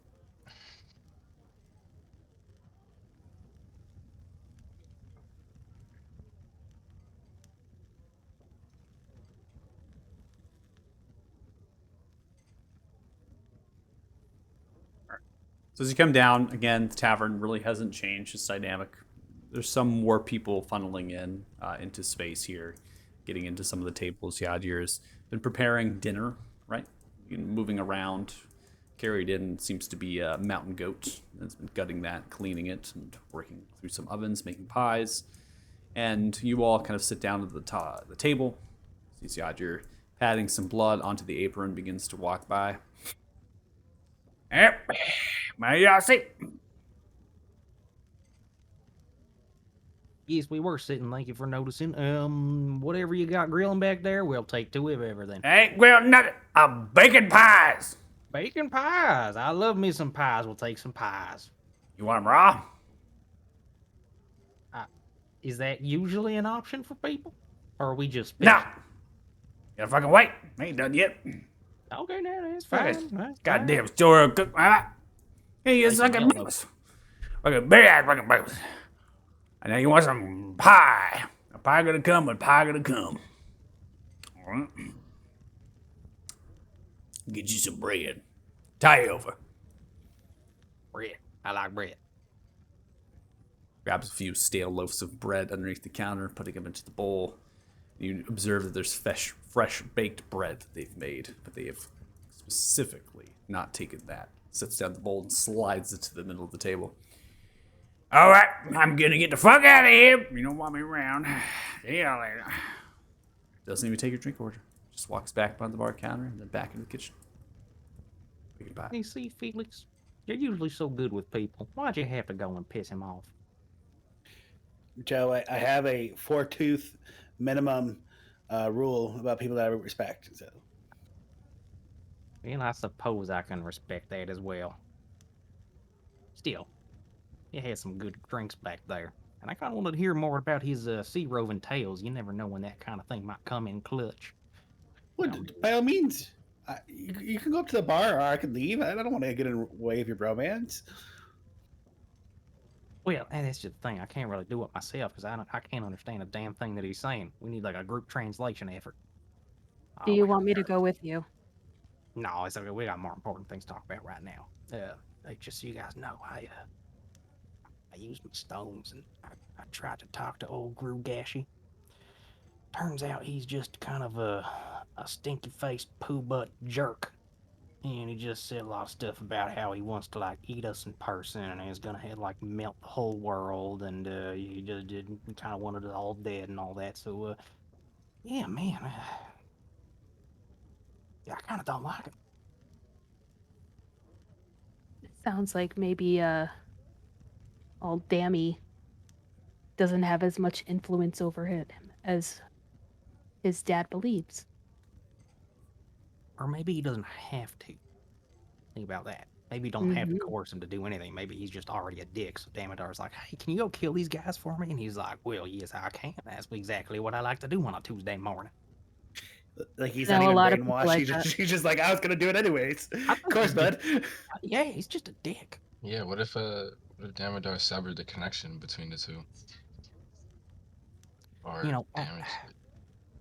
yeah, maybe we can finagle our way around this. I was specifically told to stay out of the swamps, right, and leave Grugash alone. What if, since he seems to be such a miserable bastard, I can piss him off enough to where he comes out a hunting us somewhere else outside of the swamps, and then we can cut his head off. You think that'd be violating the terms of our deal? What deal? Didn't we get him to? Part of the for your deal life. that you made was to preserve his life. But again, I didn't make a deal. My So as hope long as Joe was- doesn't kill him, we're good, right? Theoretically. Michael, during the negotiations, at some point I asked about going to the swamp to kill Grugash if the attacks continued. Was that? Am I right about that? I think I said something about like we could. Was it about killing when he left the swamp, or was that going into the swamp if the attacks continued? I think I asked about that. Asked me who? What are you referring to? Dream Viper. I asked the Dream Viper Hmm. if we could kill Grugash if he threatens people. I think I said that I asked if we could go into the swamp. Potentially. It's been a week and I don't take notes very well. I So- really need to start doing that. So going back on my notes here, Orsivis did put in there that if Grugash continued the attack, right, and then you made that rebuttal, being like, well, then can we kill them then? That was something that had said, but and then Orsivis didn't agree to that. That was something you just like kind of said out loud. I think he said something about protecting. Didn't he say something about protecting our own? Maybe I'm just. Keep going. He Yeah, did said he say something protect about your people. protecting our people? Yeah. Like, I mean, Correct. you can, of course, you can protect your people. I think you said something like that. Of course, protect your people. And he left it open as to whether protection just meant dealing with the horde or going into the swamp. Correct. Mm-hmm. Ah, goddamn, fucking gods. Or Bullshit. this is What not. option? Why It was we not don't make specific. deals with people. It's not specific. Can we take that as an implication and just be on our merry way? Spirit of the contract kind of thing, you know? This is why we don't make deals with people. The bargain was struck to have very specific parameters in favor to Orcivis and left you all with very loose tendrils of thread. You did not give it much thought. You were like, we want to save Felix's life. Didn't even think about maybe there was another way to save their life here. You kind of just winged it with this deity, and unfortunately, it's a consequence that comes through. And Felix, I mean, with whatever dream, with the dream that you had, you haven't shared, right? You haven't shared that, but coming back to you, Felix, out of character, continuing that same dialogue, like Orcivis does not care. They are simply saying you're on your own, and you have to figure it out, because what they bargained for was clear. You do not go in to the marshes. You do not slay Grugash. Two very specific things. What if we used divination magic and try to... I mean, again, we only need to figure out why. Maybe we already have some decent guesses, I'd say, and we have some puzzle pieces. Maybe we use some divination magic to try and fill in the holes? Is this Costas or Zell? This is Costas. That's I mean, divination magic isn't some... What? Why would that be a Zell thing? It's not even, like, evil. It's just saying, like, maybe No, she no. throw a... It's kind of Wasn't Zell a divination wizard? Maybe. that's why I was pointing it out.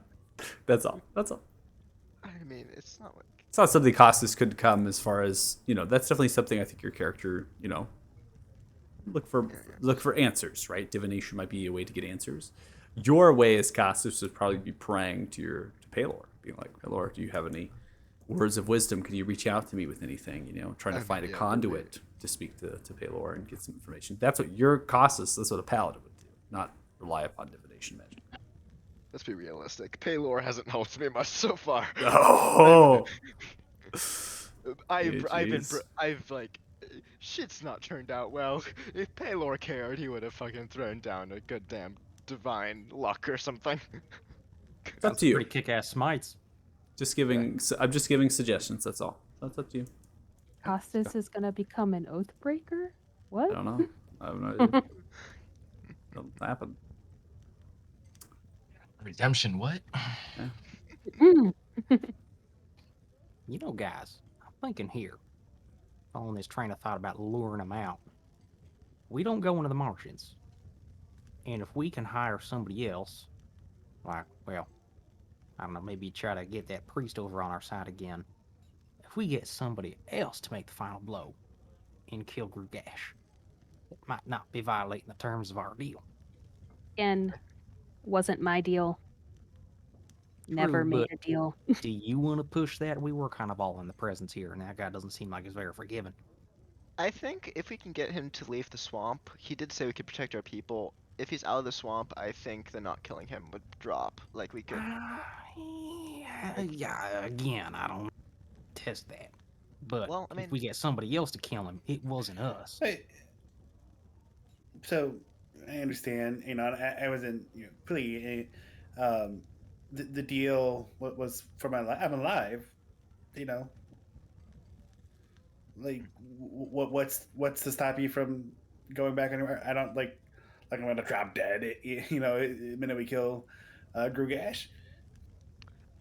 We already have enough enemies. I think pissing off an actual god might not be... Is he a god? Option. Wait, deity? He's a Deity. He's a What he powerful said. enemy, so. I mean, The Justicars had heard of him. He said that someone higher than him gave old Dammy his power. So I'm thinking that maybe in the grand scheme of things, he might be a small fish. He's still I don't think. bigger fish than we are. Mm-hmm. I mean, yeah, like just because he might not be the largest fish in the pond doesn't mean that we're not minnows. I didn't say we weren't. I'm just throwing it out there. I'm just saying let's not piss off a small alligator. Like it's still an alligator. Well, something We've to already think. pissed off a dragon or I mean, two. this thing Or is the dragon's dad. I mean, okay, let's go back to the fish analogy. We are like this. I think we Little got it. fish. This okay. Now, just something to Well, think you about. know, so here's the thing: we could inform the commander and maybe the Lord. I don't know, what we believe the source to be, and let them know that we can't do anything about this one. That we have to move on to one of the other dragons, but give them all the information that we have, and give them the best chance of completing their task. Um, but I don't know. These things seem to be connected to us. I don't know if anybody else can do it besides us. What if we blow up the marshes of unveiling? Zell, shut do up. you know how big the marshes of unveiling are? I mean, if it's no longer the marshes of unveiling, can we enter it? That's the question. If we set the marshes on Yeah. fire, Let's. You weren't there, buddy. Let's go find that big ass red dragon that came out of fucking swirling vortex in the sky. He can handle that. if We Hey, we Costas, set the marshes on fire Costas, and the trees disappear, is it no longer marshes? Costas, again. I know that your mother was a very violent woman. I have to ask, how many times did she batter you around the head when you were an infant? Oh, jeez. It's not. It went long past being an infant. Yeah, I'm starting to see that. I'm just saying, what if we actually change the name of the marshes on unveiling to be something different on the map? I mean, if this god is going to play technicalities, we could play technicalities too. I'm just saying. No, Costas, eat up. It seems like Yeah. your blood sugar's a little low. Yeah. But that does make me think. Do we want to check in with Vaccina? maybe the priest here or the priestess that we knew in Athema? She seemed to be pretty knowledgeable. Maybe they could give us more information on um, Othello. Yeah. Yeah, sure. Priest did have Dumpy likes us, and he's here. So maybe try to get a hold of the priest and then go over to see Paxina and try to gather as much information as we can before we move in a particular direction. Sounds like a viable plan. Mr. Othello, you got something? You looked like you got something you want to say. just thinking about it. The priestess in Othema. When I was over there, the Library of Light had some vaults that they were keeping certain scriptures on lock. Um, I don't know. It feels like they might have something, they might not. But Um, well, maybe we can reach out to the Lord and ask him if we can get access to that or something. Get more information instead of just taking this person at their word of all their power and whatnot. Why don't we try to figure out some more of what is actually recorded about them? yeah, that's exactly what I was thinking. So yeah, we figured this out a little more.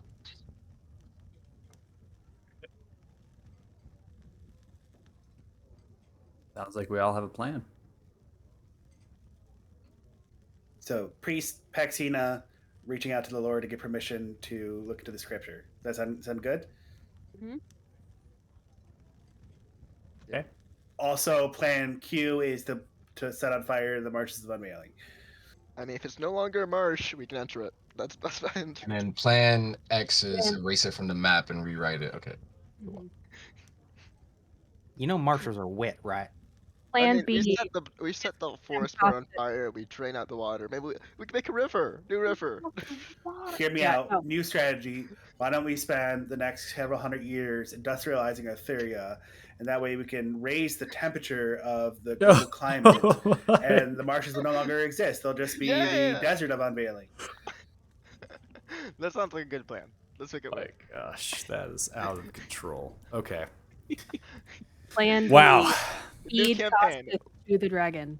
New campaign Got it. coming at Okay, us. so new campaign idea. We all gain immortality and become the like freaking monopoly of the industrialized Artheria. We build them up.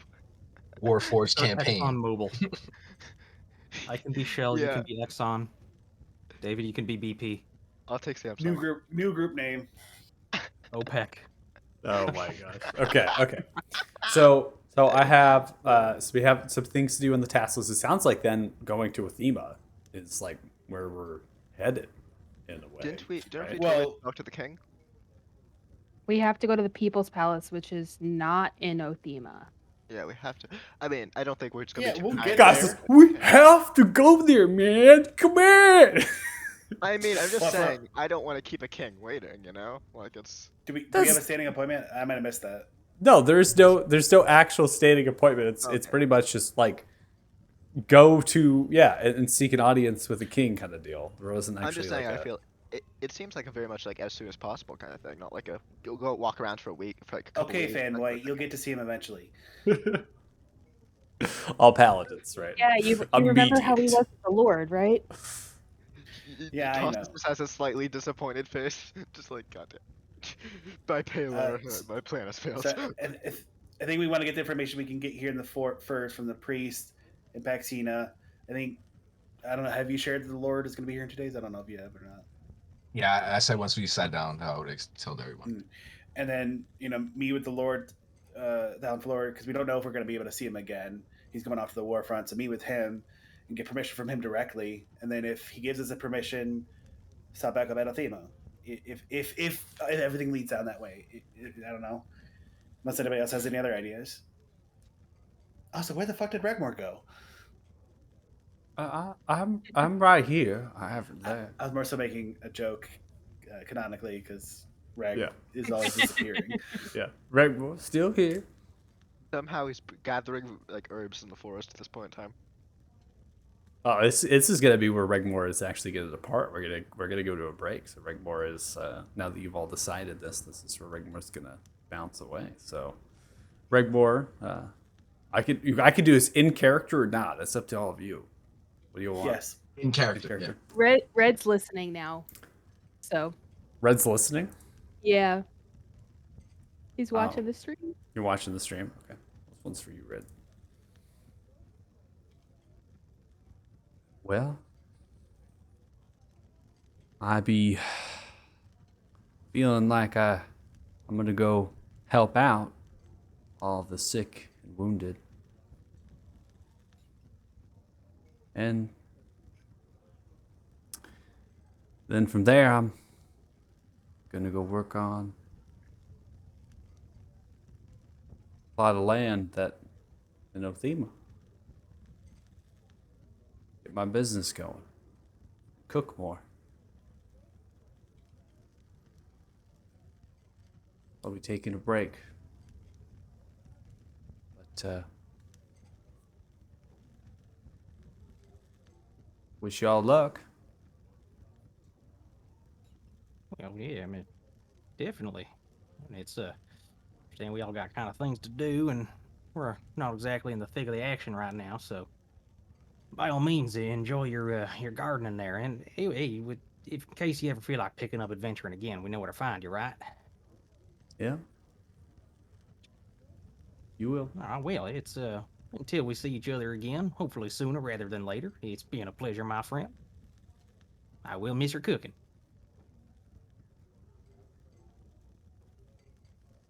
Yeah, I'll hold on to this coin. Be safe with your stone. It's still a beacon. Be careful with Damodar. Yeah, about that. Should the stone stay with Reg? Well, out of character, that's up to all of you. This is where we get to the scavenge part. Totally, and it's totally yours if you want to come back, Reg. But I don't think it's safe if you're gonna be on your own. And I know you can take care of yourself, but anybody can take it off guard. So I think you should have Mister Athala hold on to it for you until you come back. Okay.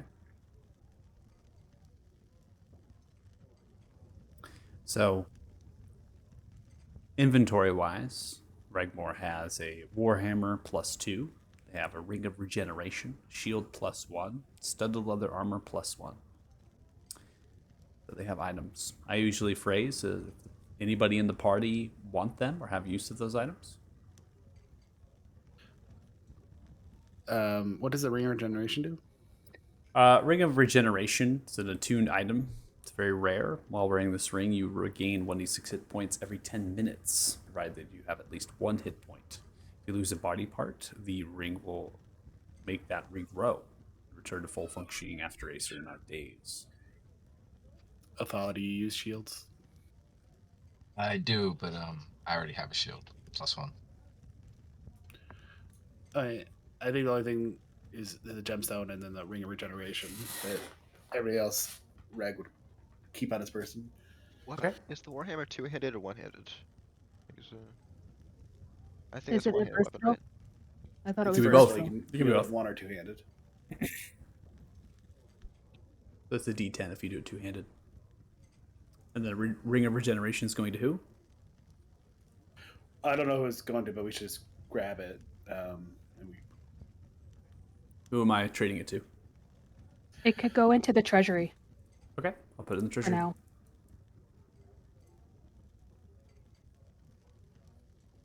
One of us loses a hand, got a ring.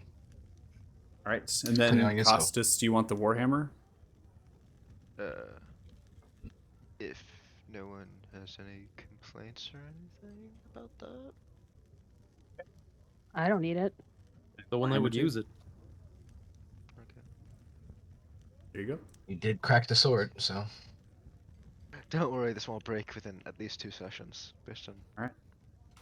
say, what's your attunement at right now? I don't think I have anything attuned. So, out of don't- character, I would argue for Thea to get the Ring of Regeneration. She's the only other person that goes into melee now, I think. Yeah, me and I do, Costas. but very sparingly. So, Me and Costas too. right. But I'm saying Costas has heavy armor. Those are two people that are going to take the most damage. So, them healing for free is best. Yeah. Okay. Costas can lay on hands himself, and he has some. But you have cure wounds, so between the two of you, one of the two of you should probably take it. I'll take it. All right, setting the Ring of Regeneration. I'll put it into your inventory. Regeneration is in your inventory.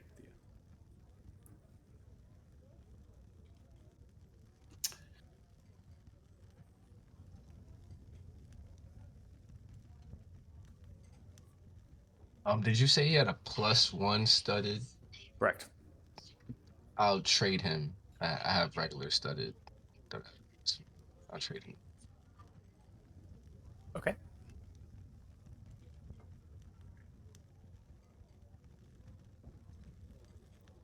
Sending you the armor. Regmore says he's not given the stone. Mm-hmm. I'm taking your stud leather out of your inventory because you can't trade it to a player that's not here.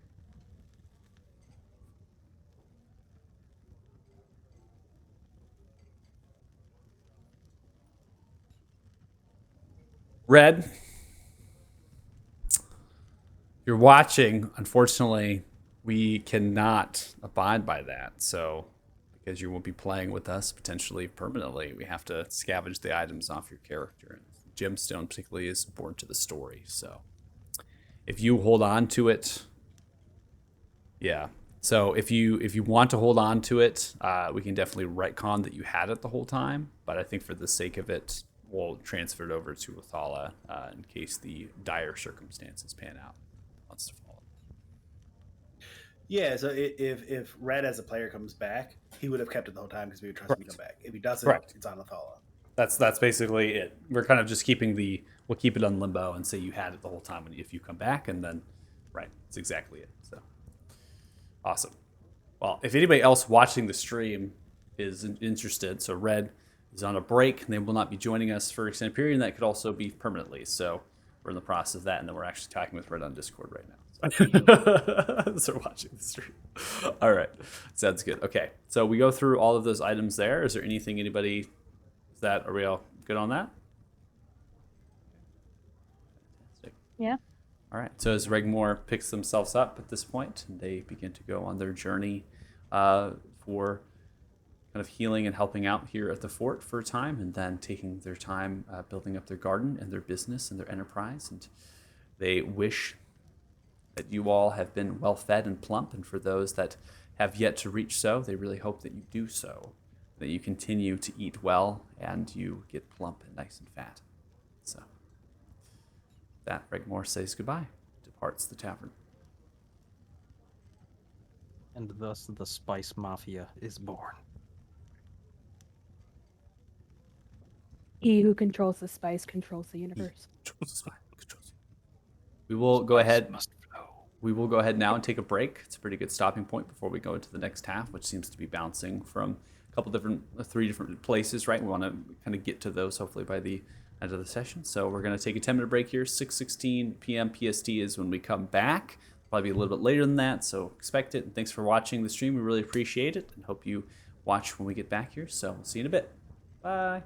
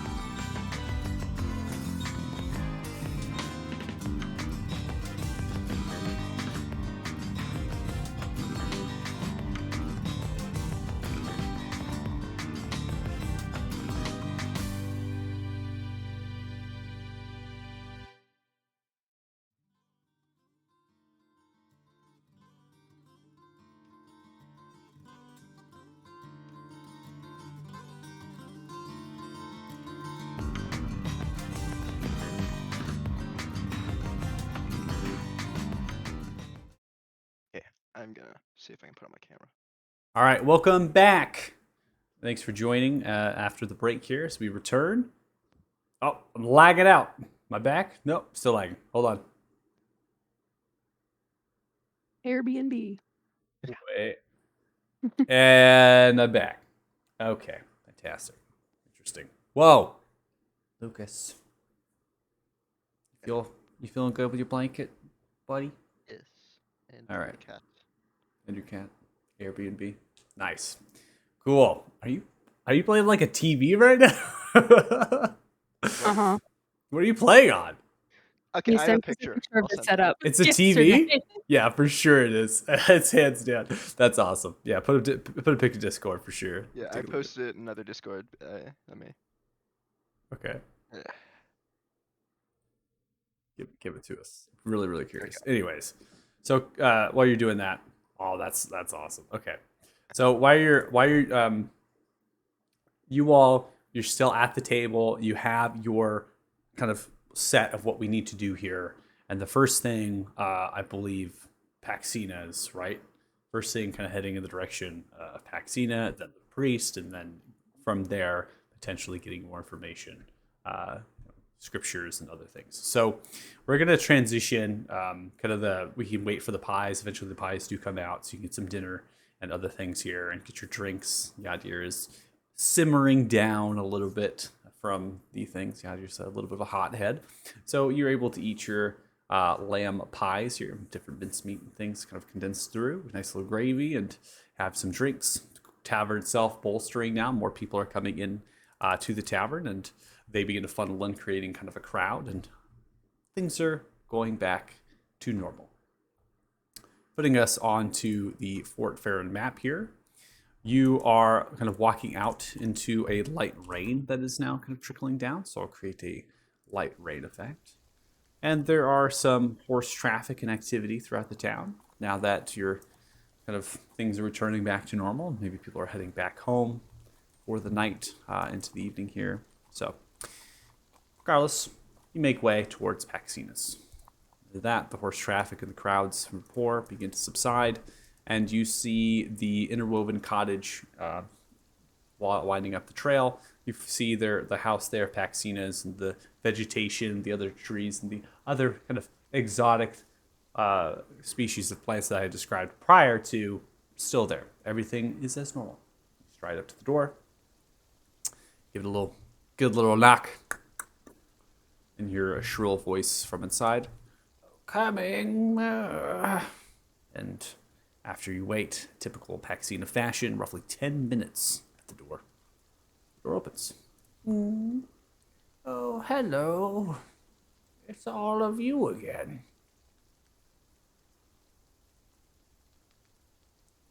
How can I help you?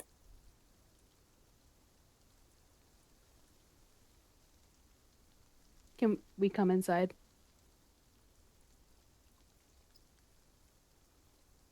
Of course, dear. Come in. I'll put the kettle on. Begins to walk in. You all come into space, shut the door.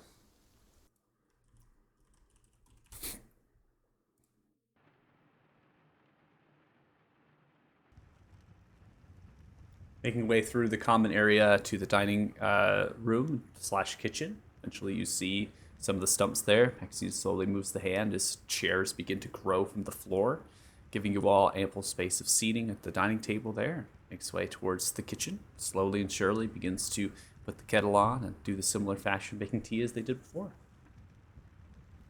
Slowly and surely. Other 20 minutes pass by. Watching Paxina brew tea. Slowly comes with the cups, and then eventually sits down themselves.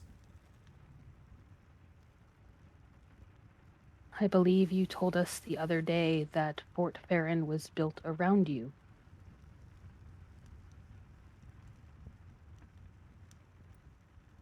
That is correct, yes. When you left the Redwoods,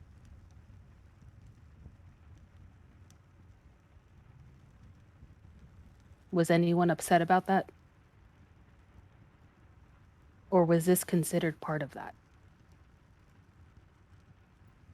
My dear, something specific you wish to ask me, then go right ahead. I have I a theory ins- that the undead are attacking Fort Farron because of you. It's a theory, but there it is. Why me? Near death? You are Death to you the are very natural old and cycle. you know many things. I mean, I do. It's true. It's not to mean that I should succumb to some undead horde.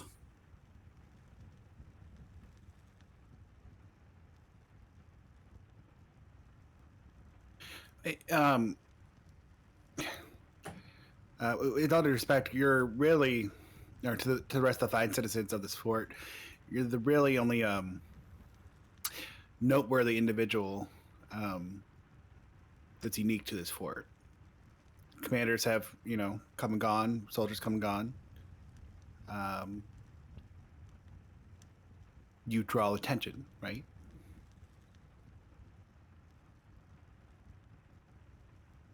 I suppose so.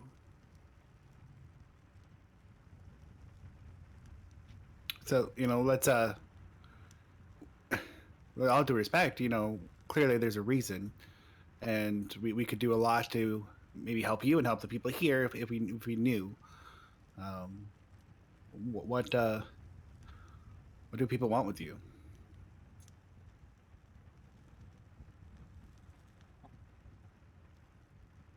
There would be only one that would be interested in me. They are still alive. We Freljorn are very much connected. Our spirits are bound as one. And I felt the light of one last besides myself extinguished this very morning.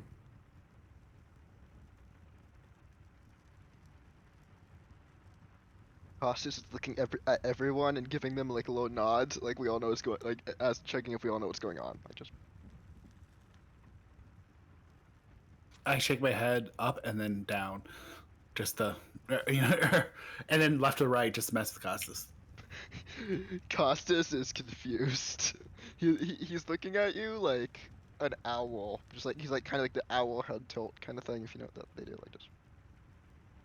Yeah, I think that was the one that was commanding the army, the undead horde. Did he look like this? Minor illusion. Sylvana. Yeah. Was that the one last one that was connected to you, or was there another one after that? That was the last, Freljorn, besides my own. And a lover. I'm sorry for your loss. I'm sorry that we had to do that. No. My dears, I had fought with Sylvana countless times, attempted to kill them so they would be put back into the natural cycle, and their spirit would release. They would be given rest. They were very much conflicted and tormented. When Kalima had done what they did, and the shadows and spirits emerged, Sylvana was in the Satoric Citadel. I was not. They had captured them, and the light. I did not feel it for a time, and then I did. It's very much important that I removed Sylvana. It is my duty, honor bound. Guardian of the Fae, I must protect Sylvana from themselves, you see. And you have done this for me. I appreciate this. Maybe in a former life, Savannah and I would have lived healthy, long life. That is not what has happened. Nor Well, should it. from and I might be ignorant. From what I understand, if they pass, they are returned back to nature. And nature continues to live on. It might be a humble, I don't know, consolation prize, but Oh, in a way, oh, they do of live on in peace. course. When I pass, I will meet Sylvana in the cycle. I was in former this life, dear. This life. There are many lives Well, that we if it's live. any comfort, we in this life we do have some of their possessions. And kind of left to my party, whoever has what. Oh, I'm I pulling out haven't the armor, placing on table. this has seen much wear. No longer treated like true Felion armor. But it is Sylvana's, I'm sure. Stag was their avatar that they used to fight by in spirit. I can take them for remembrance. Of course, hope they bring you peace.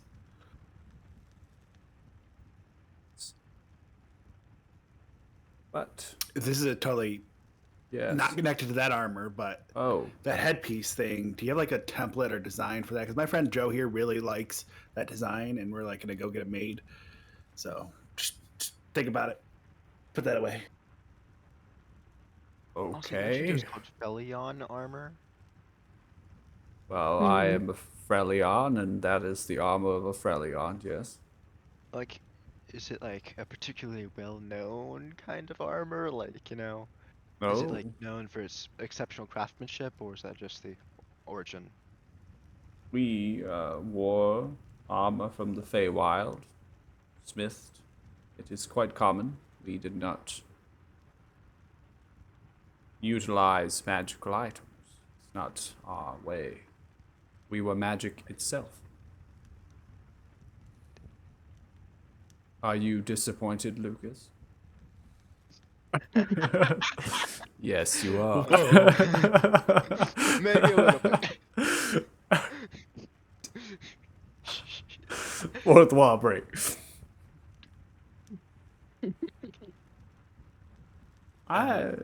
Yes. No, I'm sorry. Oh, if you are interested in creating the helmet, you can simply take it. It's fine. I don't mind. Well, what if we took the helmet and left you the armor? Yes. So be it. I'll kind of wink at Joe, and you see me scratch something off in my notebook. Thank y'all very much. You've been very kind to us. We do have a couple more questions. I know we're really intruding, and you're probably really tired. But No, I Right. don't get visitors ever. So this is quite nice. good. Good. Settle in. Um, so there's this guy. Like, is this a? I'm assuming we're relatively private in here. Private as can be. It's my house. Right. So there's this creature that's sending the undead horde in your direction, and you seem to indicate that it was your peer here. Um, but we have conflicting information that it was also possibly sent by a black dragon named Grugash. That this companion was working for, under the control of. What do you know about that? Well, Silvana, if leading, would not be the one in control. I would assume that Grugash is the true mastermind. After all, the battle against Kalima, Grugash appeared to, well, save the day.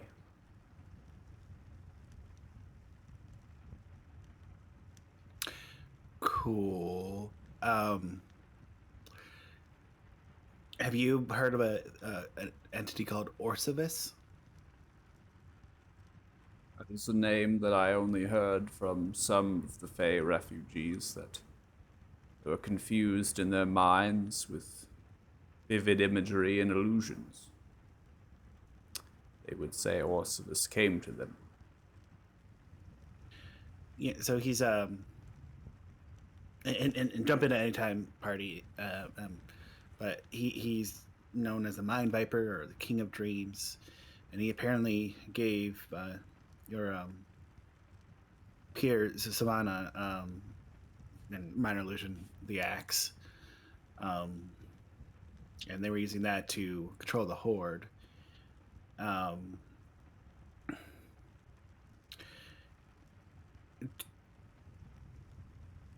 Do you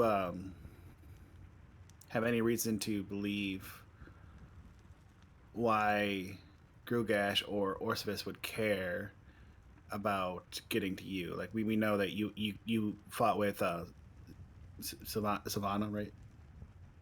Yes. But if they were, empowered or under control, like why would they specifically be targeting you?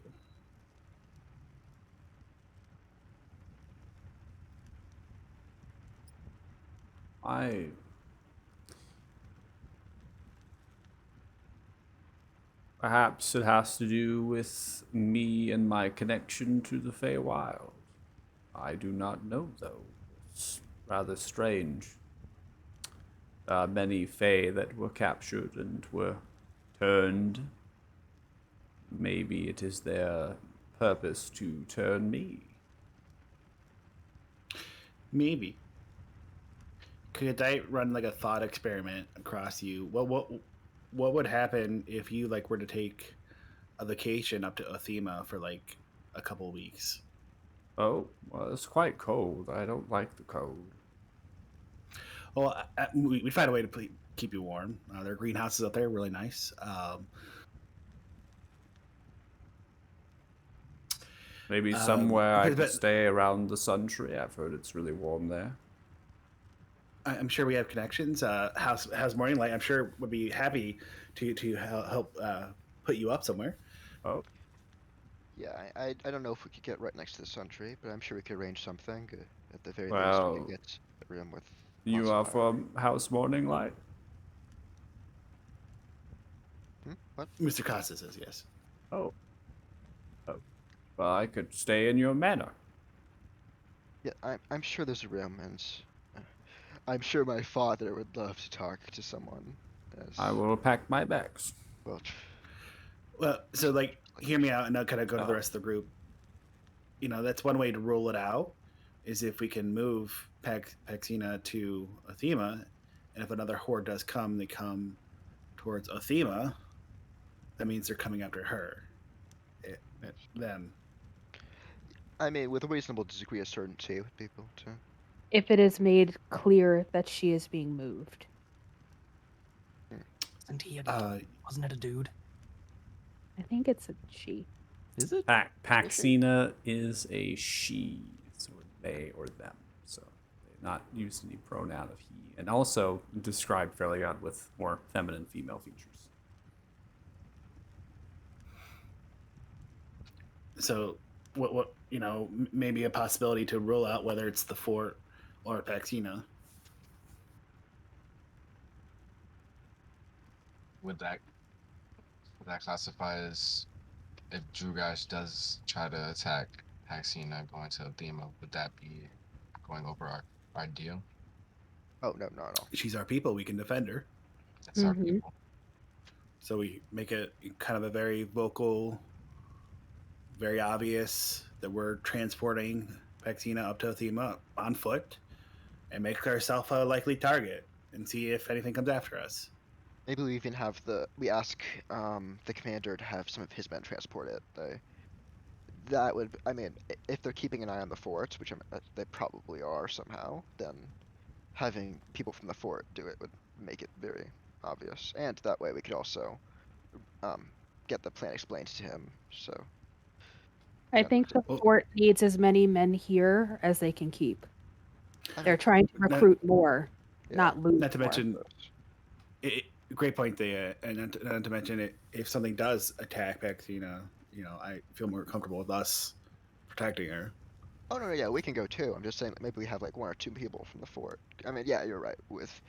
But I'm just saying we should like make sure we should spread the news around, especially probably to the we should especially tell the commander and maybe a few other people. Like, make sure the news. Gets Yeah. out.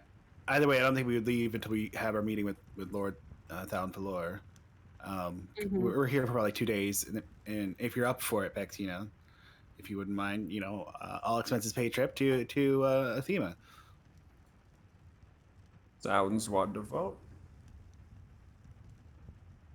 I know I kind of spoke for the group there a little bit, but it just kind of came to me while I was talking. So I don't know how does everybody else feel about that. No, Sounds I like like a it. good plan. That's a good plan. It is a Pretty good solid. plan. We can just we have 2 days here. The Lord will be here in a couple of days. We can actually talk to the priest a little bit, see what he knows, see if we can find anything out in the temple on Arceus. Sounds good. Do we think we can get? I'm sorry. You let me know, Bexine, if this is overstepping. Would you mind if a couple of the soldiers stood watch outside your house for the next 2 nights? I'm perfectly capable of defending myself, dear. Oh, of course you are. And they wouldn't be in your house. They'd just be like on the other side. If you needed help, you would just call out to them. I look incapable to you. No, I worry a lot, and I have anxiety. It would really help me, to feel at ease if I knew that you were safe beyond your own capabilities. Well, for your sake, then, sure. Why not? Okay, well, thank you. You're welcome. I'm gonna go start packing my bags. Leave in 2 days, yes? Yes, yes. It's to pick themselves up and walk into the common chamber with the spiraling staircase, and they begin to move their hand, creating.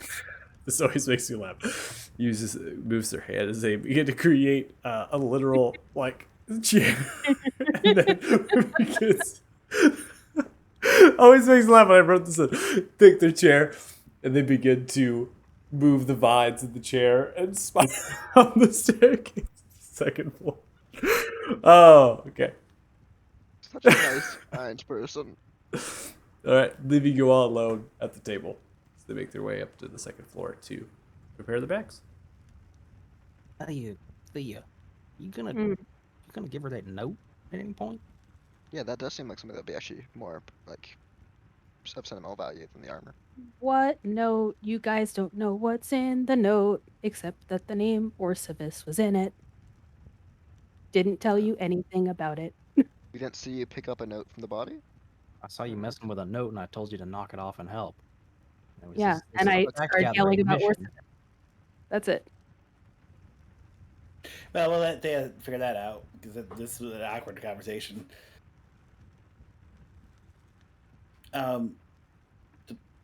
Sorry. Yeah. Mr. Thala.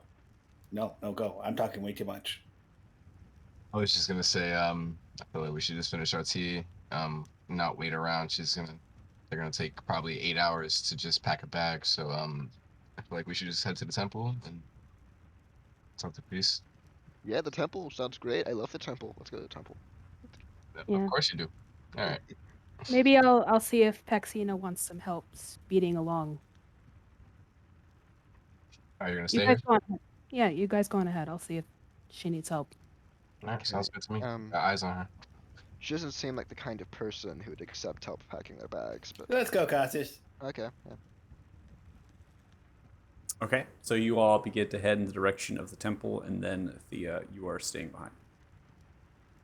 Yep, I'm gonna finish my tea and then go upstairs. All right, so you go upstairs and you can see there's a little bit of a loft-like area, and then there's a single kind of bedroom chamber that is off on the northern side. Essentially, you're spiraling up, then kind of going back over where the kitchen and the things are, and there's a fireplace that is up there as well, and kind of continues in the same chimneyscape below. The bed is very kind of old and weathered and run down. There's a lot of like plants up here and just like pottery in general. A couple shelves with different books and journals and things, but it's very much a collective of kind of like a hermit level. There's a little bit of a skylight above, but not much else. See them slowly pulling out a tiny chest underneath the bed. Pulling out the chest, they move their hands and open it up. And begin to kind of slowly move over to one of the nearby wardrobe shelves, begin to take off certain garments of clothes. Without even looking at you. Would you like some assistance? Without even looking at you and before you enter into the room. You haven't left? Why not? I have questions I need answered. Oh. In the private company then, without your party? It's just between you and me. Well, then ask away. I'm going to hand over the note.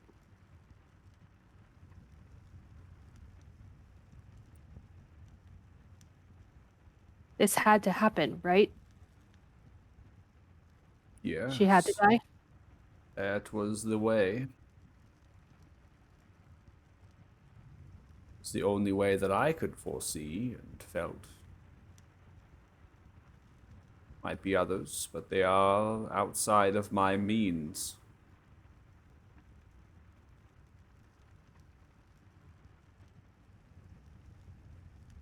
So I didn't do it again No, and dear. kill someone who didn't deserve it. No. I would have done the same.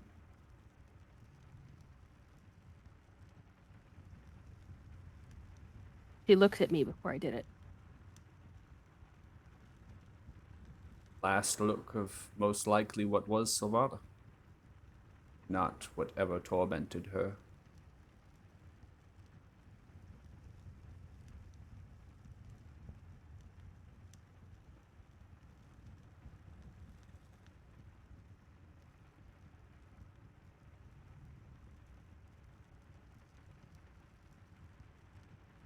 Tell me, dear. Do you believe what your party believes here with ushering me away, thinking that my own love do me harm?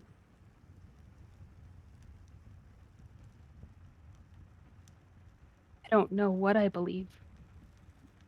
I don't know if I can trust my own thoughts. I don't know if I've been conditioned to a point where I just see suspicion everywhere.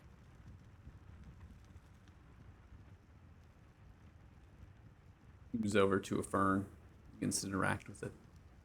Begins to cast a transport via plants. As this fern begins to unfurl itself and grow wide, begins to form a portal of sorts.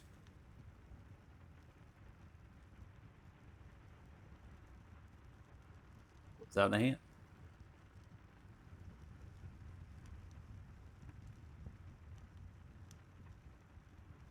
I'll take her hand. Slowly begins to walk through the portal, with you in the hand. Okay, so the rest of you going towards the temple. Everyone's like, okay. So the rain now increasing, so we're going to get to a kind of a medium rain. You then go in the direction of the temple. There's a small crowd in the courtyard, just kind of talking amongst themselves. So the rain's kind of falling down. You see as the temple itself is open, the double doors swing wide. People are kind of coming in and out, just praying. There's also a few wounded that are in there, and there are some soldiers that are standing guard. You begin to walk into the temple, and you see Merp, helping out, tending and certain things. Begins to walk up. Oh, hi! What's up there, little buddy? Are you here to pray? Yes. Maybe. No, All right. we're here to see the priest. Oh, Priest Umley? Well, Priest Umley's still over at the keep helping out. He's at the keep. Yeah. We saw him leave. You sure? Well, Priest Umley came back here, picked up some supplies and other things, and then headed back to the keep. You know, it's been literally almost 12 hours now. He fell asleep. Out of character. It's been a long time since they said that. Things happen around you, O'Donnell. The world just moves. Used to freeze in time. Anyways, okay. All right. So we'll just head back to the keep, and rendezvous with him there. Okay. Thank you. Okay, bye. See ya. Stick around for a little bit. Costas, you're gonna stick around? Yeah, I'm gonna stick around for a little bit just to, I mean, when in a church and you're a paladin, why not just, quick praying, just. Safe. Find us. It'll only be like it's not gonna be long. He's gonna try to be quick about it, like maybe like 10, 20 minutes, just. Okay. So the rest of you begin to funnel over towards the keep to find Priest Umley Goldbelly, and then Costas, you are praying. What do you pray? What do you say? He's asking Paylor for insight into the deal with the the Dream Viper. You know, he wants to know what's going on. He's confused, lost, wants to know what's going on, wants insight into the Dream Viper, and also in general is just a bit like okay. Um, yeah, that's pretty much it. There's just be confused, trying to get information on the Dream Viper, a bit lost, and really just looking for anything he can get. Okay.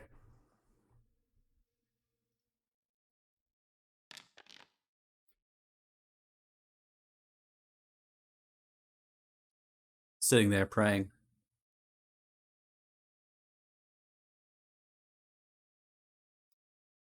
Hear a voice.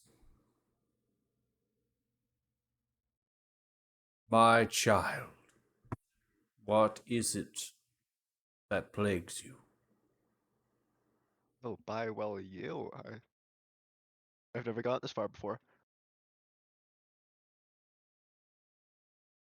We were looking for, well, me and I believe the rest of my group are looking for advice. Really, what do we do? How do we handle this whole deal with this Orcivis, the Dream Viper character? And Damodar. Really, there's a lot of stuff going on. It's. Orcivis is a lesser deity in the war of gods.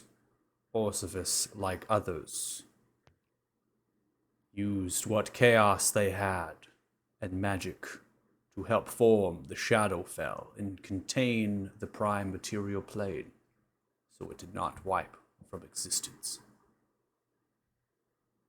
Orcivis wants only one thing, and that is to reclaim the power that they once used. You must vanquish all those that pledge themselves to the deity, for they will never stop. Only when your world has none that are under the influence of the King of Dreams will you be safe. So should we violate the bargain with Orcivis, or should we try to find a way around it? Like I, Orcivis, is not capable. We are not simply able to manipulate what is the world around you unless we are near places of great power. In the marshes, you will be at risk, but out here there is none.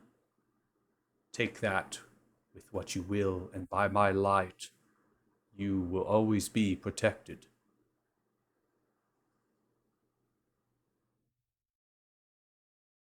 Thank The you. sun will shine on you, Costas Morning Light, for your purpose is not at an end.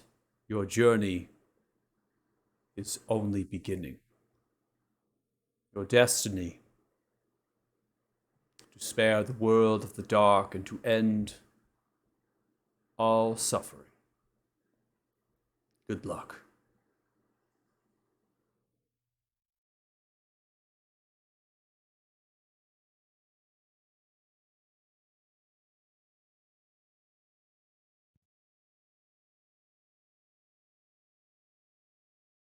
All right, so there's that.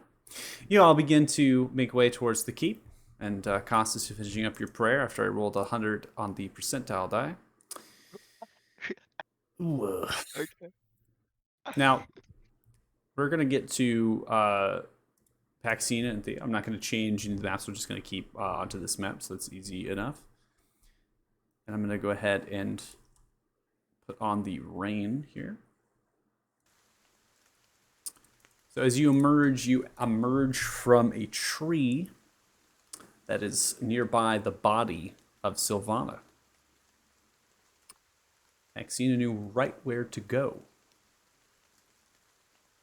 Paxina begins to slowly walk over to the body of Sylvana.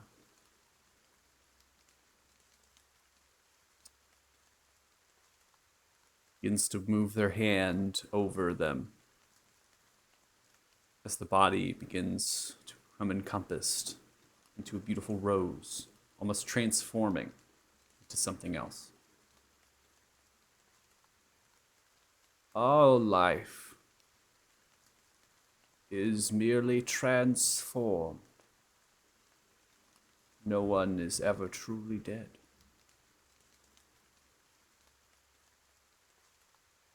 Sylvana suffered, like many. Their suffering was greater than most. Even though Sylvana suffered, she was always there. I guess Sylvana allowed her death to happen. Her magic is just as potent as mine. We have capabilities of transporting and changing the very fabric of nature around us.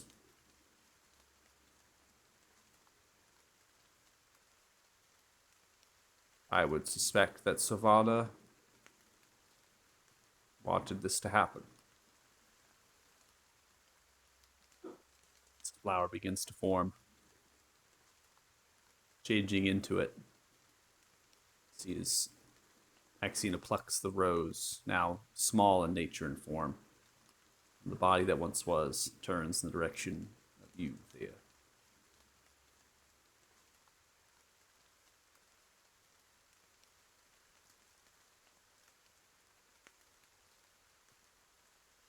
Hold on to it.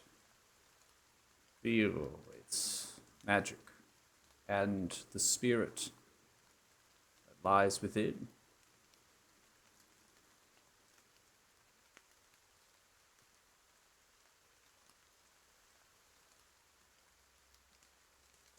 Take the rose from her.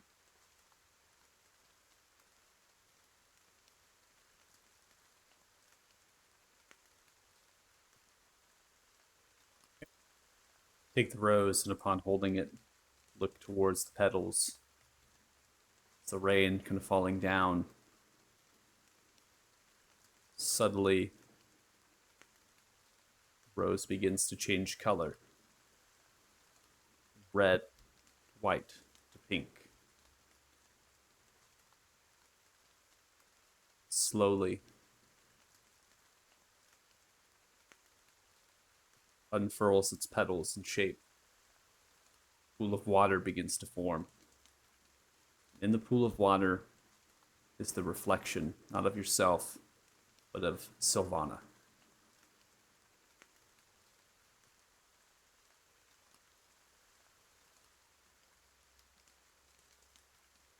Stares at you.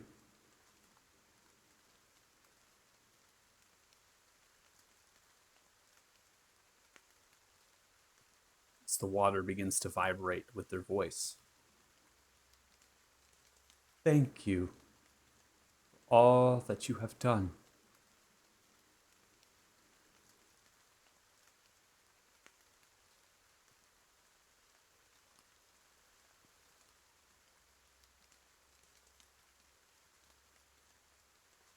Are you at peace now? Have set me free. I may be birthed anew.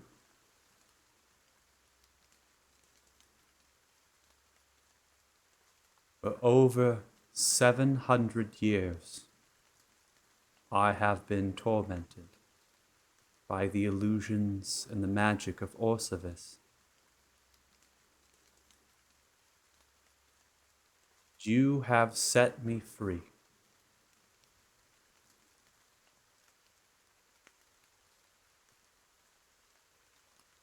There is another.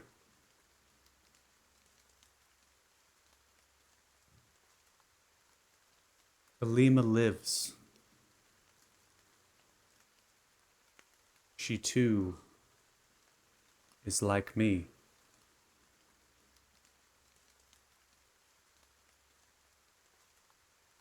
Great importance to Grugash is Kalima. She is the source.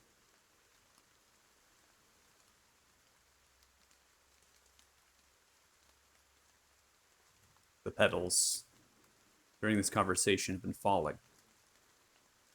As the last words of Savannah echo out, one petal with the pool of water falls. The rain that's been accumulating, the water trickles down. The reflection is lost. There is just the stem of the flower.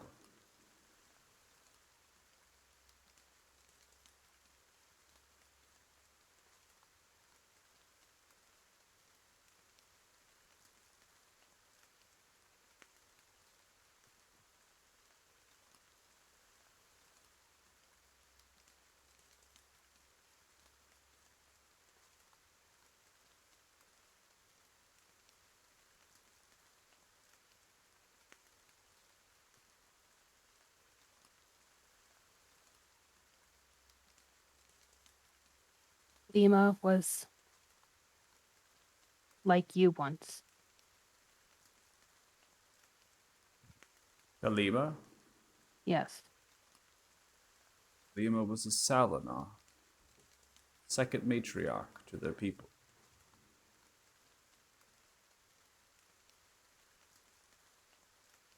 Do you remember Kalima being benevolent and then suddenly changing? Oh, yes.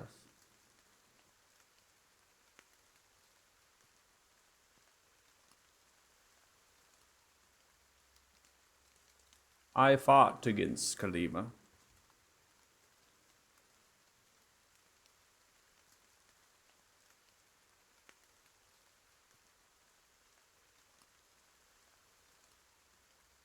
I was sure she was dead.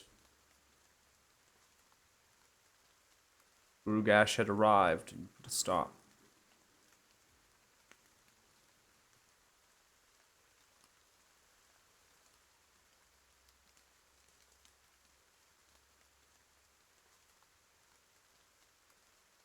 You said Grugash appeared to save the day earlier. Yes. That is the exact battle I am referring to, dear.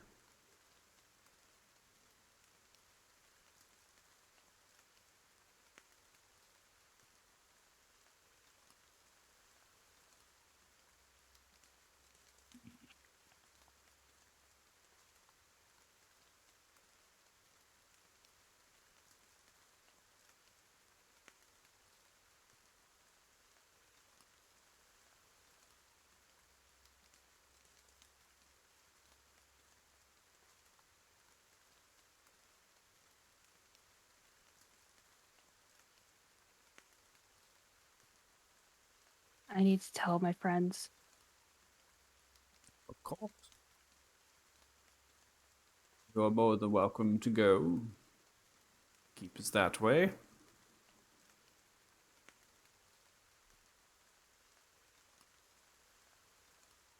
Xena Are you intending to come back with me? sits down upon the ground.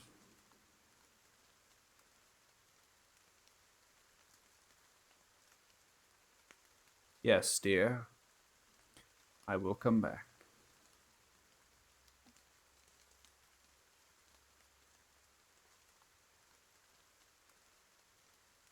Just there as the rain pours down.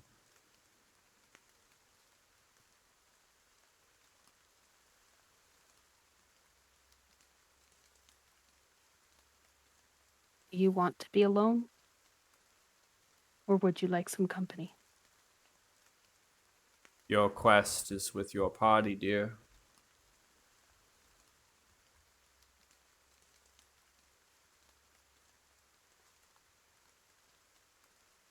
Mine has finished.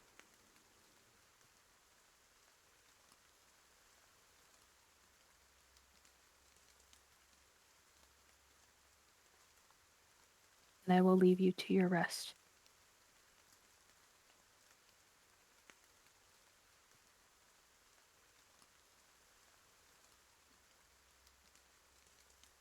We could head in the direction of the keep.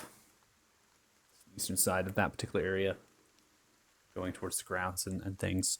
Again, I won't transfer the map. Not really necessary. So for the rest of you, Costas, you're kind of you're going to be making way. But for the rest of you heading towards the keep, you hear the voices pretty stumbly. The keep doors are still open. The crowd continuing now loud.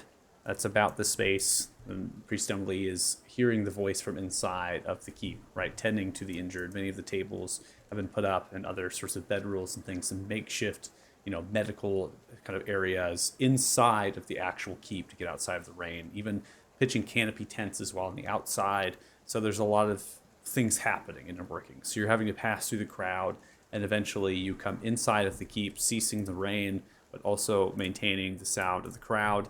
And you see Priest Emily Goldbelly kind of running around with medical bags and speaking to other individuals and telling them, no, you must run it this way. You can't do that. It's going to have an infection. Oh, gee. Blindness. Oh, hi.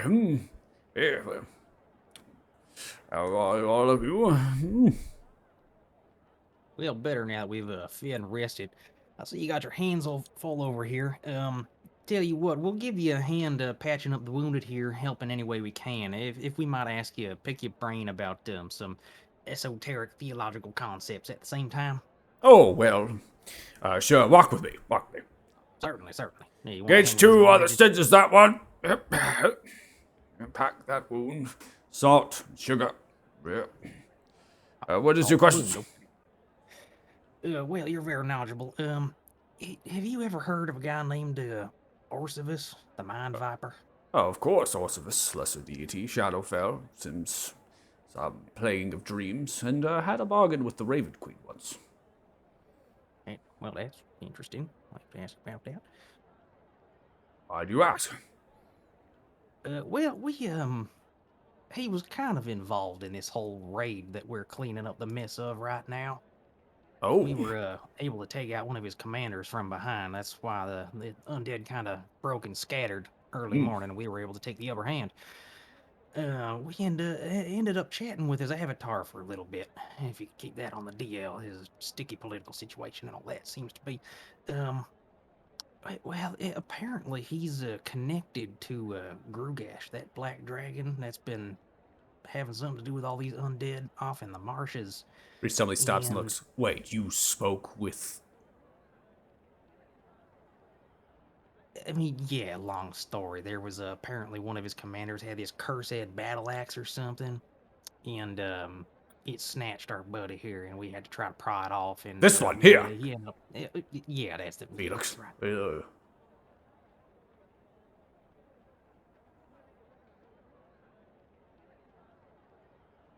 Payloads.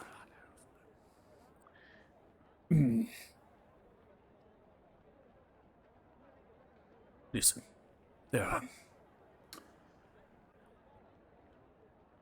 Whatever has happened, speaking to a deity of the Shadowfell is not something that should be taken lightly. There is always more at play. Always. Even the celestial deities. They speak in riddles and cryptics. If it is indeed Orcivis, that is what you are saying here, is controlling and perhaps influencing, then that means only one thing. They will do at whatever is possible to convince us mortals that what they see is truth. Orcivis plays in illusions. The mind of dreams feasts on them. I'd imagine that your friend, even with a bargain struck, doesn't have much time. Felix, have you had any dreams? Vivid. Are you tired when you woke up? No, right as rain. See, well, perhaps then you are spared. As told countless times that the disciples of Orcivis are consumed in their very minds as they slept. It is how the deity gains its power from its influences. Truly. Now, I have more books on this matter. We can go to the temple. Like, That would be really helpful. I have numerous things. Let's go. Yes. Y'all don't mess it up in here. I'll be back. Right? I mean, we can stay in. Don't amputate that leg. I'm keeping that leg. Do you want a hand around here first? No, it's People are fine. bleeding out. They'll make do. Well, they're just because they're back from the patrols. It'll be fine. They'll handle it. Goddamn righteous paladins.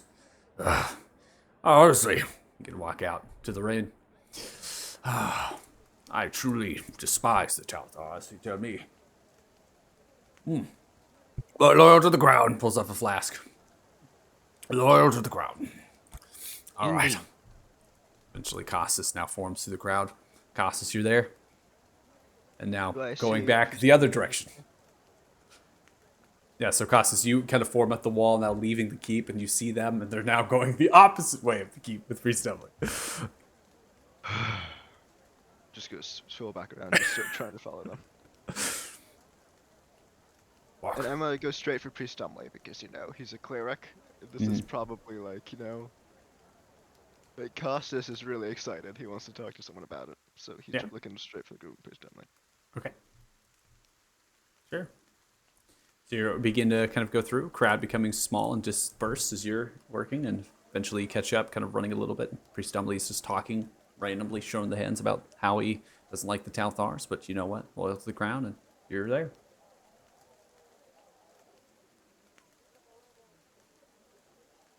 So you mentioned something always more at play with the Shadowfell. That's kind of what we were hoping to pick your brain about. We don't really know a whole lot. We were kind of pushed into this whole stressful situation. It was a spur of the moment thing.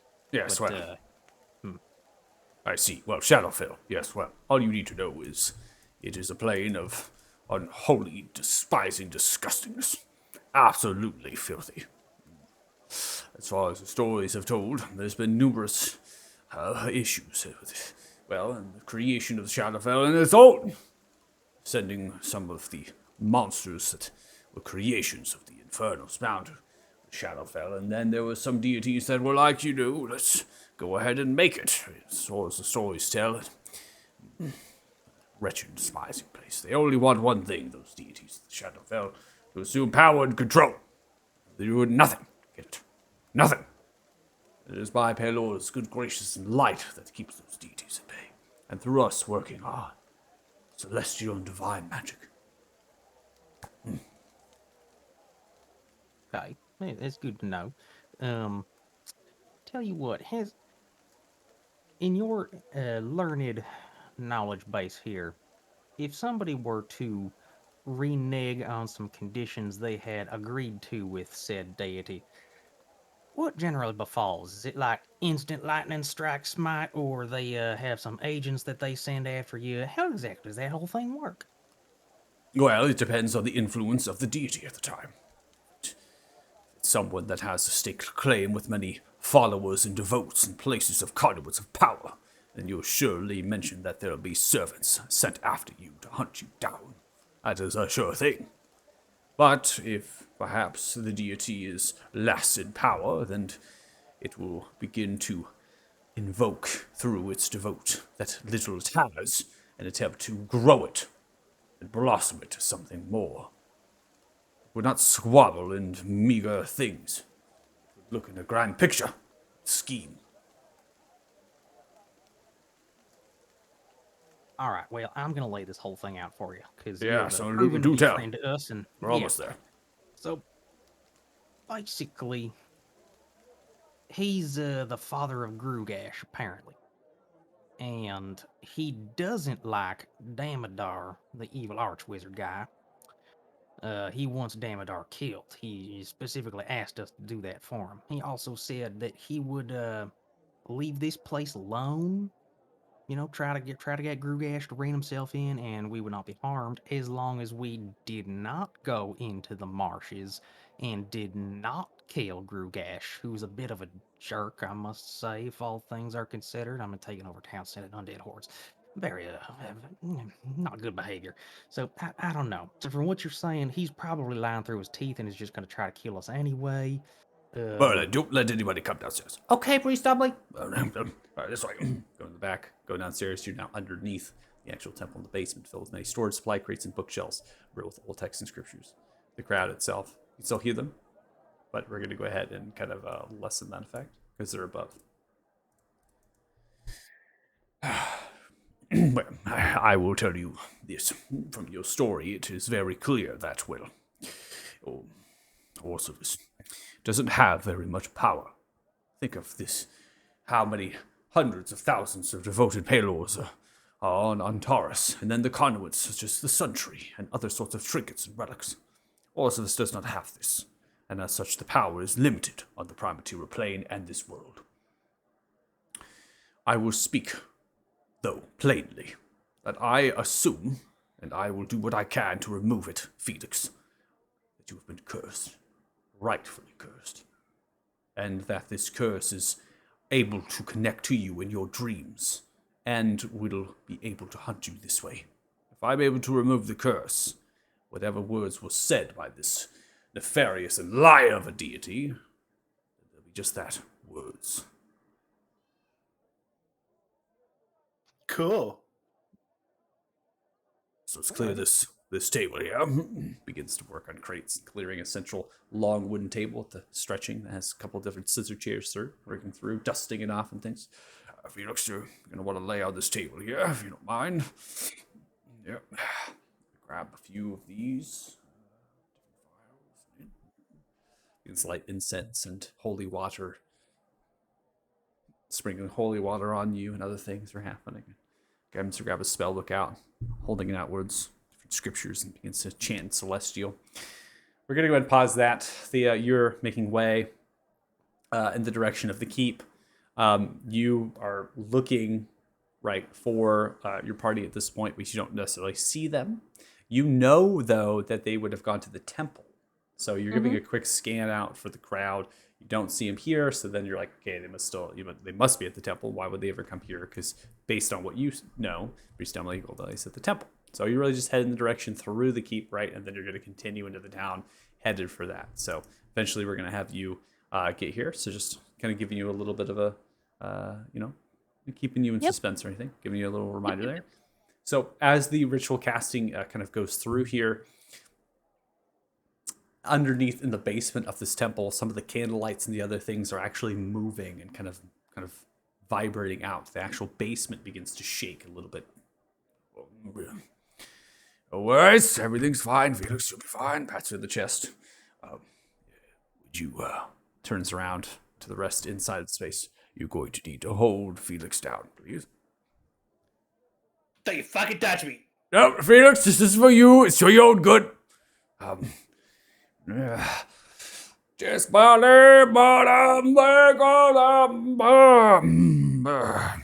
you'll be gone. Cursed of the Shadowfell, Orsevis, King of Dreams, Mind Viper, we banish you back to where you came from. The tendrils of purple energy in your veins, Felix, begin to emerge outwards from this, begin to sprawl through your being and certain things, and your eyes turn purple and kind of glow for a brief moment. In the mind, your mind be cleared by the sun and the good graces of Paylor. Yes. Reaches into a pouch and grabs an orb and holds it upright using daylight, invoking through. Yes, by the light of the good Paylor, your cursed be gone! Begins to further in celestial as the clouds of that same energy you observed in your dream that surrounds the upraise, that same purplish kind of energy are kind of forming and kind of moving through and just leaving your body almost gradually and such. You then begin to convulse from the effect, convulsing from it as it's leaving and kind of removing your body. Very dramatic way, this remove curses requires great strength and great power. And after that is done, it only takes about 8 to 10 seconds or so of actually leaving your body and the convulsions then subside. You're left there, party kind of taking your hands off your body. Your stomach gold belly sweating. Pulls out a flask. Sets the orb through the backpack, turning it off. Felix Fredicus, how do you feel? Like I can use drink. Yes, here. Hands you the flask. Drink this. Quite potent. Nice whiskey. And you all cracks a crate, grabs whole massive bottles of whiskey. Here you are, private stash. Yes. Actually, do you have any scriptures on Orsiphus himself? Well, I could find some, yes, lad. I might have something about the Shadowfell somewhere around here. Please. I think that would be useful for us in the future. Yes. Here you are. This might be of use. So, did it work? We won't know, really. I mean, start having dreams of nightmares and things. You're tired, and I suppose it didn't work, but we saw great energy of the Orsiphus. Filled in your veins, it was unleashed. Might be some seedling left, perhaps so, but I'm pretty confident in my abilities to remove such a curse. Oh, great. Good. All right. Well, let's go kill us a dragon then, huh? Yeah, Oh, let's do it. Yeah, sounds good. Oh, same thing as before. Oh, right. besides, we're not going right this minute. We're actually heading back to Othema first. See, we get some more studying done and more information on this whole thing. Now, you mentioned like they always try to convince mortals that they are telling the truth, and they're just trying to trick us and whatnot. You think Orsiphus is actually working with Damodar because he specifically told us he wanted Damodar killed? Is he doing a switcheroo on us? I can't answer that, but I can speculate for sure. I can give you some speculation into this. Well, the deities work in very mysterious ways, and it is our job as devoted disciples to demystify that and find reason within. If Orsiphus is true in their words, then perhaps there is some truth, right? I mean, there must be something within what they're saying is true. Perhaps there is a desperate need for that you not to do what it is they deciding to do, and they are trying whatever they can in their power, be it persuasion, influence, magic, anything. Just happened to be that you all were there in time and place, and it happened to all of you. Regardless, this cannot stop your quest to bring about the holy light of Paylor and vanquish the evil that lies within the marshes. It cannot stop. Not at any cost. I apologize, Felix. I know your life is extremely valuable to you, but we must always consult the very good of nature of things. For ourselves. I would be willing to sacrifice my life if it meant the saving of countless others.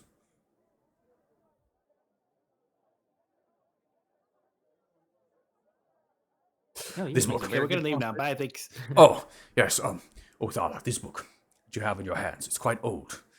It's over 1,200 years. I do wish you to take great care. It it is scripture, mainly of those that came, the first people from Krikas. They had spoken of Palor and what they had arrived and seen here.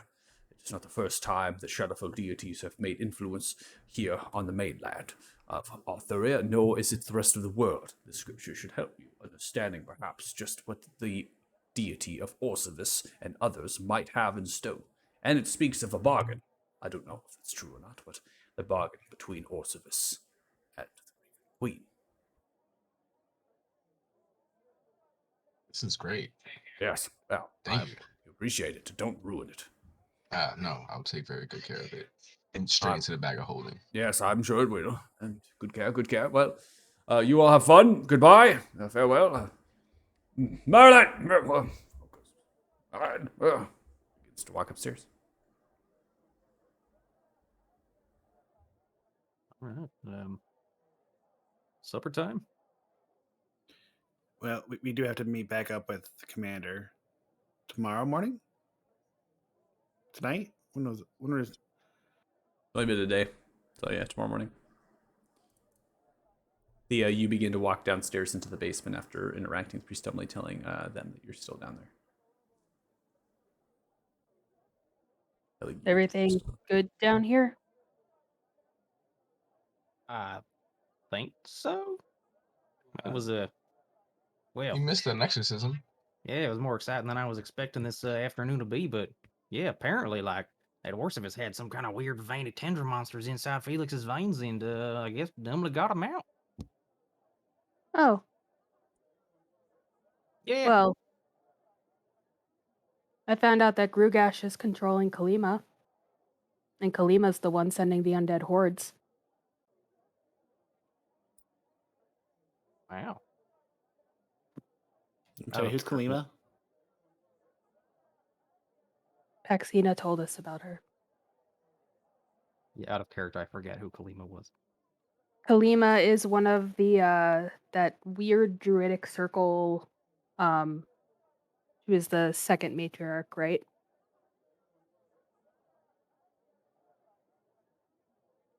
Yeah, Kalima And is known as the second matriarch. Yep.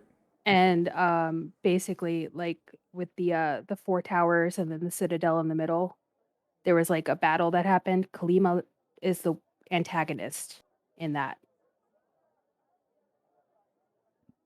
And then Paxina just told us when we were all together that Grugash came and saved the day. And it was during that battle. And then now Kalima has control of Grugash. No, other way around. Grugash has control of Kalima. Hmm. How does Grugash have control over? I know it's been a power given by Demeter, then, right? Or Orsivis. I was told that the same thing that affected Sylvana is affecting Kalima. Oh, so do you know where she's at? Kalima. Kalima. I'm high on club medication. Feeling it. My assumption would be in the Marshes of Unveiling. That's where the hordes are coming from. Maybe in the tower, most likely. Mm-hmm. So Kalima and Paxina fought years ago. Grugash saves the day. Missing part there, she becomes his servant. Paxina was under the impression that Kalima was killed in that altercation. Grugash or something raised them as undead or something? Didn't get that full of a picture. Just The know same that Kalima is important to Grugash, and she is the source. She said that the same thing is happening to Kalima that happened to Sylvana. Doesn't that mean Orsivis has a hand in this as well? Mm. So is there another cursed object, or Is Orsibus just giving his power away to an immortal plane? It seems like Orcivis is using these entities to, I don't know, protect Grugash, or Grugash is using Orcivis's powers in some way. There's some weird. It's difficult to tell who's actually like in control here, or if they're actually working together. There's clearly a lack of desire for us to kill Grugash from Orcivis. And according to Vaccine, Grugash at one point, was helpful. I just, like if I had to theorize, after those events, something happened to corrupt Grugash, and then he's been using these Fey entities to twist things. These hordes, for some reason, coming after Paxina. I don't know if they're like key to the power, but it seems like Vaccina either is no longer Grugash. part of the equation. Why? She has moved on. Like, what's We it? just talked to her. What do you mean she's moved on? She has followed the natural cycle. Like, she's died. I I would believe that was Yeah. her intention.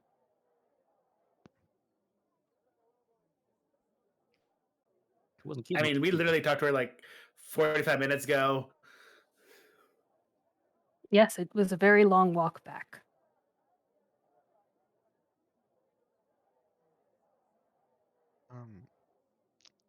Well, on a different note, I had some stuff happen. Totally gonna get to that, Costas. Okay. Need to nail down what the fuck Athea is talking about here. Are you saying that you were with Paxina and she just killed herself? Not exactly. Her time is done. She's So I go done over to her house right everything. now. She's not gonna be there. No. So she Go ahead. Go. told a Balroggar? Yep, that is the closest approximation. Well, we don't know Beauregard is dead or not. I haven't checked in on, but yeah. So she's really Well. gone. After all that time of just staying here, they were waiting for Sylvana. Wouldn't you wait for the person you loved? You saying it like that was kind of her whole quest, the whole reason she was even here in the first place, trying to protect her whole cycle or whatever. Haven't dealt with No, that it was in my time, that but was her mission in But life. then, why go along with our plan to yeah, we're gonna go in 2 days, and she's gonna go pack her stuff.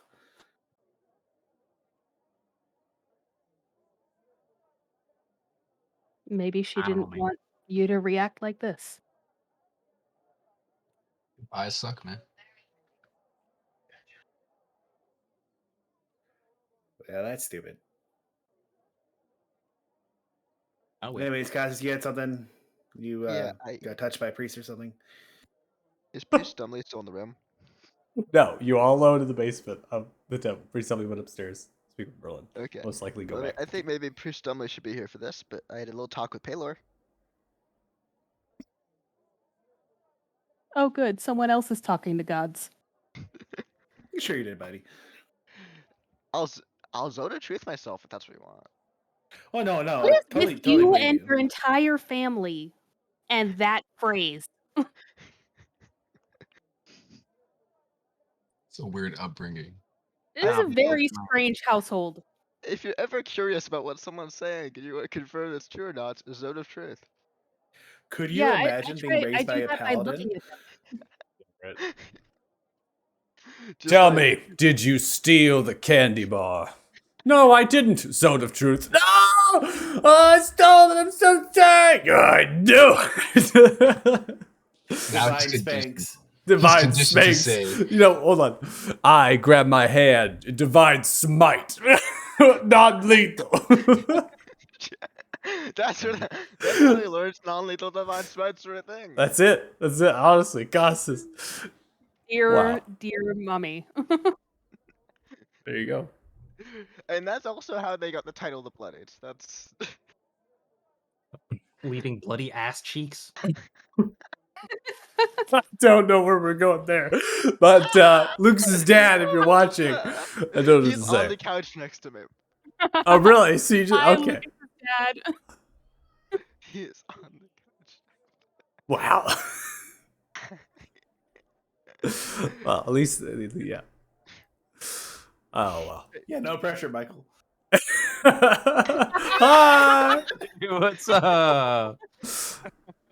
Uh, anyway, so yeah, I had a talk with Paylor. Not all that much new information, but we got a lot of stuff clarified. Like, do you want to hear it, or you still want to keep talking about the whole pack? No, keep it to yourself. Totally. You brought Okay, it up, yeah, but sure. keep Yep. it to yourself. Okay. Sarcasm. Thea, really? don't, Thea, come on, you're messing with the poor boy. Mr. Costas, yes, please tell us your experience. Okay. So, the whole praying thing, that's all happening. Then, so I hear a voice, obviously, the Dawn Father, Pelo, yes. All right, let me stop. Get to the meat of it. You gotta get in 60 seconds or less. After that, I'm gonna polymorph you into a goat. Okay, so we talked specifically about what the dream serpent can actually do if we break their vows. We talked a bit about actual what power like gods in general have on the material plane. And also there was a bit about the threat the dream serpent possesses. Like, yeah, Orseus the dream serpent. There was a bit about how threatening he was. If we elaborate, they can only actually directly intervene in zones of power. We assume the Marshes of Unveiling would probably be a place where he can intervene. It seems like it wasn't like he could outright smite us, but it did seem like from the general I mean, he didn't say he was vague god shit.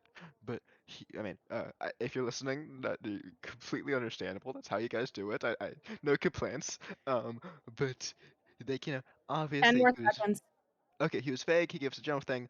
Probably be able to intervene in some way when the Marsh is unveiling, but in the first place, not trustworthy, and he's a danger to the world. The Dreamweaver, very dangerous. Okay, done. Very dangerous. And Good just to job. reiterate, 60 because- seconds. 60 because I wrote it seconds, yeah. down out of character, I'm assuming you would relay this to us. We must vanquish all those who pledge to him. Only when the King of Dreams is vanquished will our world be safe. That was he the can it's reclaim the dangerous power part. he once had. Yeah. Just so we all know and we're on the same page. Yeah, so like I'm not really worried about like taking this guy out. But it's something. If we're gonna go into the marshes to fight Grugash, we're gonna contend with it. And now there's this other person of interest that we might also want to worry about the Horde. But who knows if we take out Grugash, will they no longer have control over Klondike Bar? Klondike Bar. What is this Klondike Bar you speak of? Something you would do anything for. Ah, I see. Klana. Must be an ancient holy relic.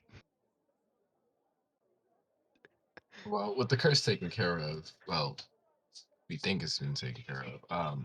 Makes it much more easier to just head to the marshes.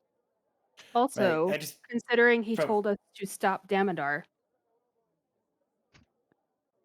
stopping Klondike Bar would help. Stopping Grugash would help. So does that goal trump the other two parts of the bargain you guys made? I don't think so. It's whether or not we want to care about it. And to your point, Mr. Athala, I agree that, but I think the curse was only so that he could, apparently affect me in my dreams. But there's still plenty of ways for him to kill us, right? So like we go into the marshes, that's his domain. He has servants there. He could send hordes to us, right? Like so, like I want to be on no certain terms that, if we go in there, he's probably going to try to kill us. It's a Yeah. certainty, yes. But also the bargain and what they were saying, what what Dumbelly was saying is that his words could be untrue. So him speaking Damodar, we could have heard Damodar, and it could have been any other name. And so we don't know what his curse is. If it's taken off and Dumbelly feel like it's taken off, and what Cautious is saying, having deities not really having much foothold into this world like that, except for the Martian, that's a little bit. So we can take a risk, but I don't see it being as detrimental as it was probably an hour ago. Yeah, it's in the first place, the Dream Serpent, I've been told, super dangerous, and we probably should kill all his followers, kind of thing. We in the first place, I mean, that's what I've been told. I'm not saying we need to do it. I'm full redemption paladin. Everyone can be saved, but like we need to be a bit, bit like. Are you sure you're not like an oath of fascism? Mhm. Oath of fascism. How does that make sense? How is this fascist? We'll get back to that. Continue.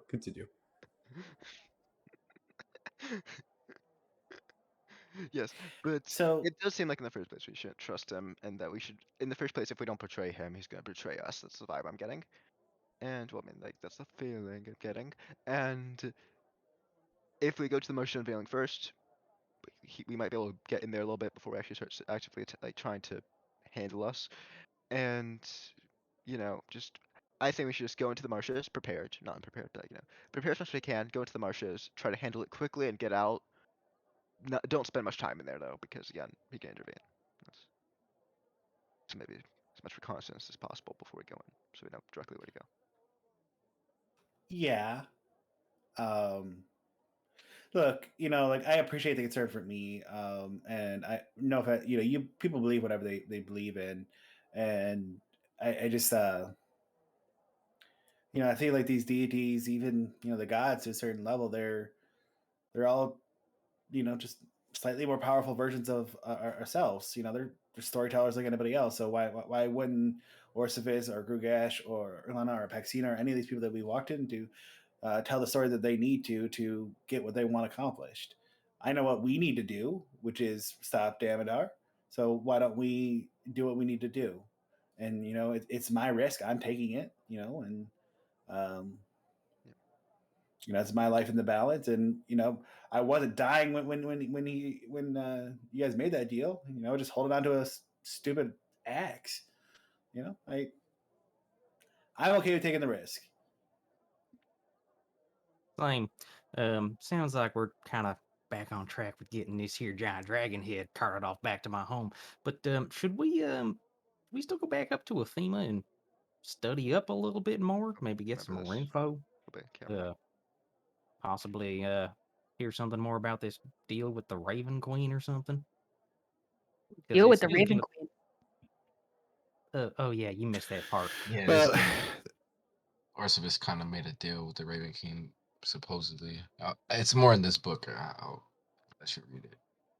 the trip to Athena really was about Paxina, and I think Mr. Othello got the information that he needed. The only reason to go up to Athena, I think, would be to equip herself with any more gear. But we keep delaying. Further and further, we're putting ourselves behind because we still have to go deal with that Silver Dragon off to the east. Well, yeah, I just want to make Yeah. sure we're I prepared. think Is- we spend the. As a worshiper of the Raven Queen, would I know anything about this deal? Let's check. Religion.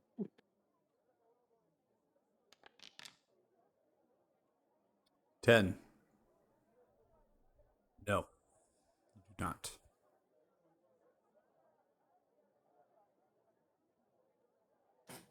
So what if we have a tentative meeting with the Lord in 2 days.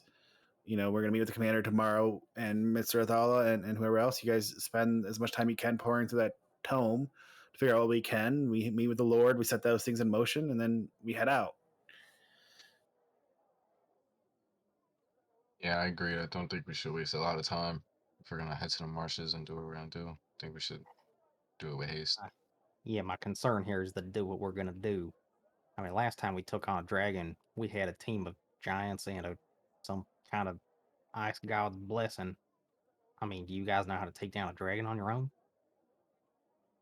Do we have some kind of fire support from someone?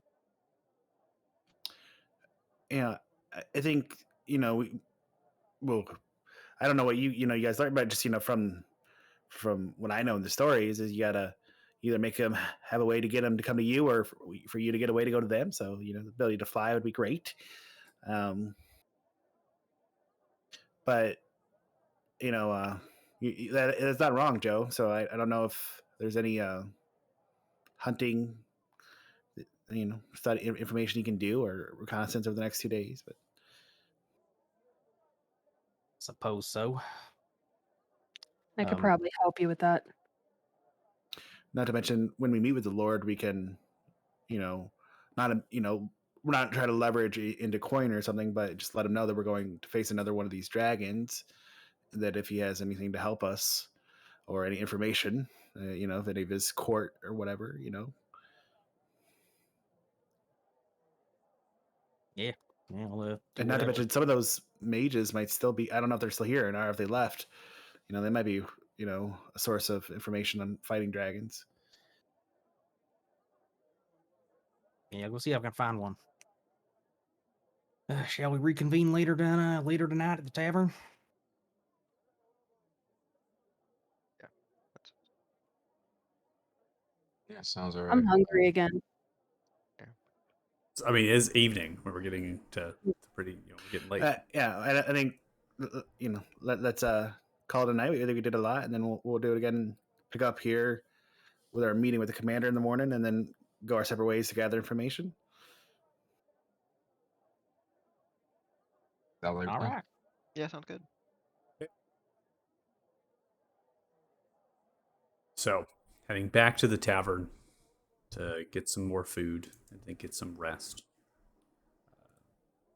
Nothing really needed to be roleplay. We continue to have us on the other, the town map. There's not really any reason to change. The tavern itself continuing to be hustle and bustle here.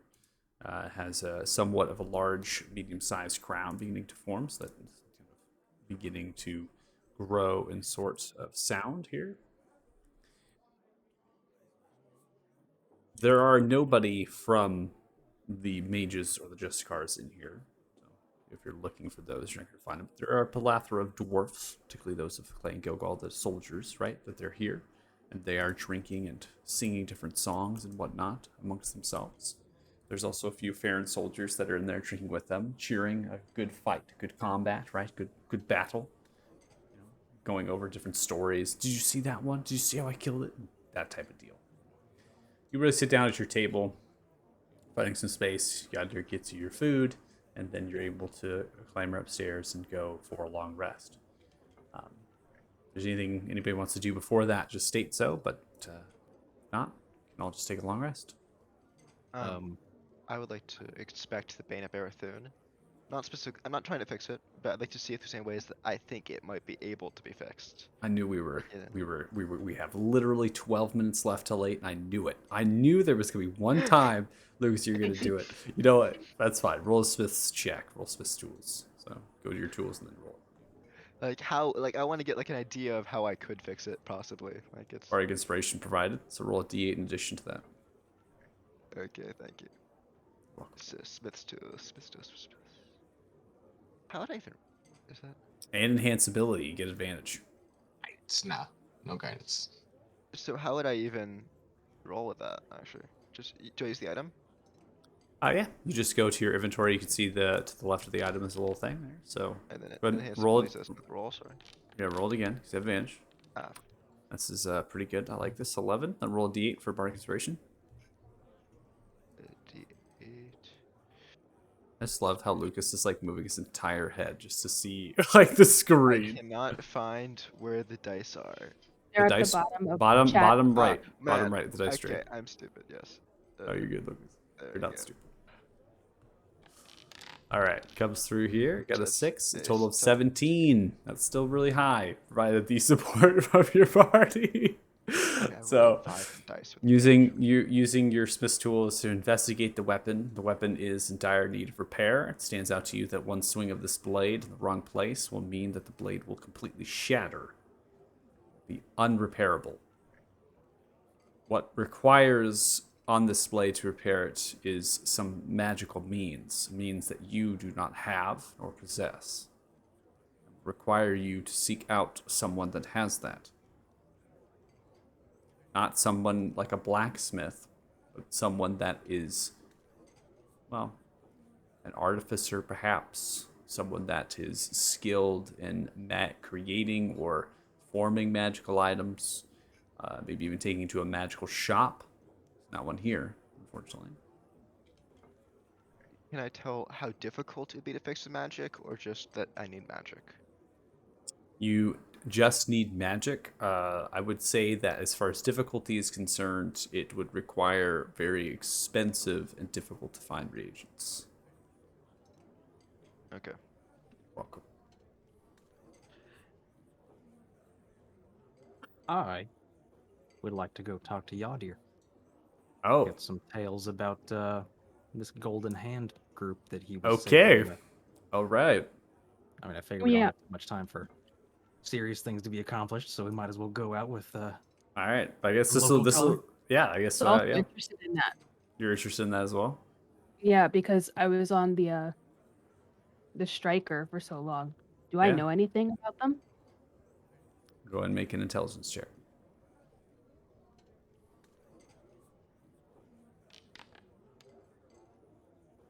Nope. You know the Golden Hand exists, and upon the crew of the Striker, they would be referred to as pirates. Mm. Yes, I'm very interested now. Go up to the bar counter, you got your. We got a coffee. yeah, maybe a little rum for us. Actually, a lot of rum for us. And then, We got. yes, rum. And I was wondering, like you mentioned, some of your seafaring adventures. I'm very interested to hear some more about that. That sounds exciting. Oh, yeah, well. Dab yourselves in. I used to be part of the crew of the Black Rat. Captain by the Captain Morgan. Golden Hand. Golden Hand is. They ain't just pirates. We're a whole free society sailing all the manners of seas across the entire world of Antaurus. My fair and myself found as a wise good smuggling. Fixing up under here rum barrels, I fetch and find clean in the Back Rat, still currently in Lakeland. The rum you're drinking is not exactly legal. That's alright. I mean, I was wondering, it was pretty tasty. You say not legal. Is it? It's got some extra pep in its step or something? Oh, he's from far off. Brought in past the blockade. Yeah, Back Rat runs it. I ran that. Not me personally, but I've heard anyway. That's amazing. Yeah. Like, how is it that a guy enjoying his time living high and free on the open seas comes to hang out in a tavern? I mean, this isn't the most exciting town other than the undead attacking. 'Cause I'm fucking old. Yeah. Those dogs. Can't be sailing seas and fucking go hell when I'm fucking old. I That's thought maybe you'd have a nice beach house or something. what? I'm just saying, as a You ever think a Right, halfling don't have yeah. dreams? I got dreams. Oh, it's fixing to open up my old town. Lumber stump. You know what I call it lumber stump, don't you? do I know what I call a lumber stump? Yeah, that's the thing that happens when you cut No. a tree down and see it across Ah, the snow. fuck. Yeah. Is that now? Okay, well, After I earn my coin, we're gonna go ahead. We're gonna go ahead and get rich. Well, real rich. I took my very coin, my passing my dream, right in a fine tavern. This way I am, right now. Oh, well. It is a fine tavern at that. Love the grub, love the booze. You done a good job for yourself here, man. Oh, what? Yeah, nigga. Yeah, fix about yourself with the Lathan. Why don't you go find that black rat? Say, Captain Morgan, I say hi. We certainly will. Actually, is there any memento or something you'd like us to give him, in case we're ever out that way? Yeah. Well, you know your face down here. Real close. Come on. Bam! Smacks you across the face. Yeah.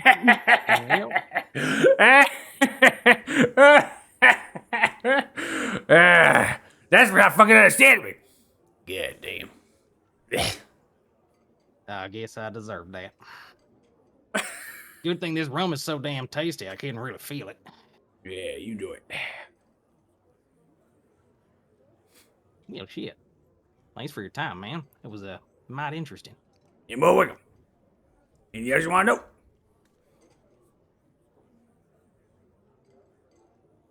Where's the biggest beasts you ever heard about on this continent? They by Kraken. A kraken? Yeah, okay. In a particular part of the shore they like to hang out on? Nope. Not I know. We'll go ahead and have a name for the Kraken. We call it Kala. Becomes a storm brews, takes you by the ship. I've heard a few captain or two be lost to it. Hell yeah. Man, that'd be a mighty good addition to my trophy collection back home if I can ever wrangle that son of a bitch. Good luck. That was Good time, man. as big as the Valley Sea itself. I'm gonna need a big house. Yeah, buddy. Actually, one more question, since it seems you are a learned man of high adventure. You ever heard any stories of anybody felling a dragon in your time? Kill the dragon? Yeah, anybody from a long time ago, maybe. Fucking old do you think I am? Well, I don't know. I'm not from this continent. I don't really know how often people kill dragons around here. But, talking about trophies, I wouldn't mind a dragon head. Well, dragon I know that was killed. That'd be Marathon.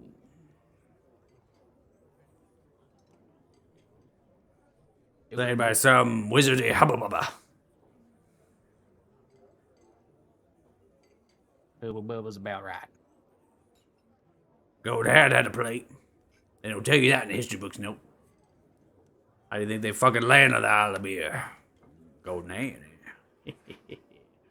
We got them Sula. We got them dwarves. And Isles of Beer, apparently. Isle of Beer. Mount Dramar. That was where that red dragon laid.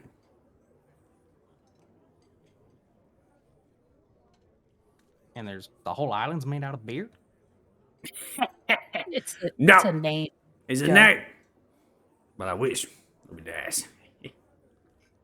That would. Mm. Well, have yourself a great night. Thanks for the chat. Yeah, more. Yeah.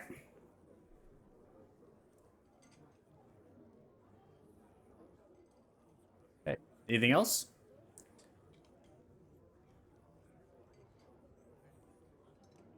Okay. All right. Everyone's able to go through a long rest and advance it to the next day here.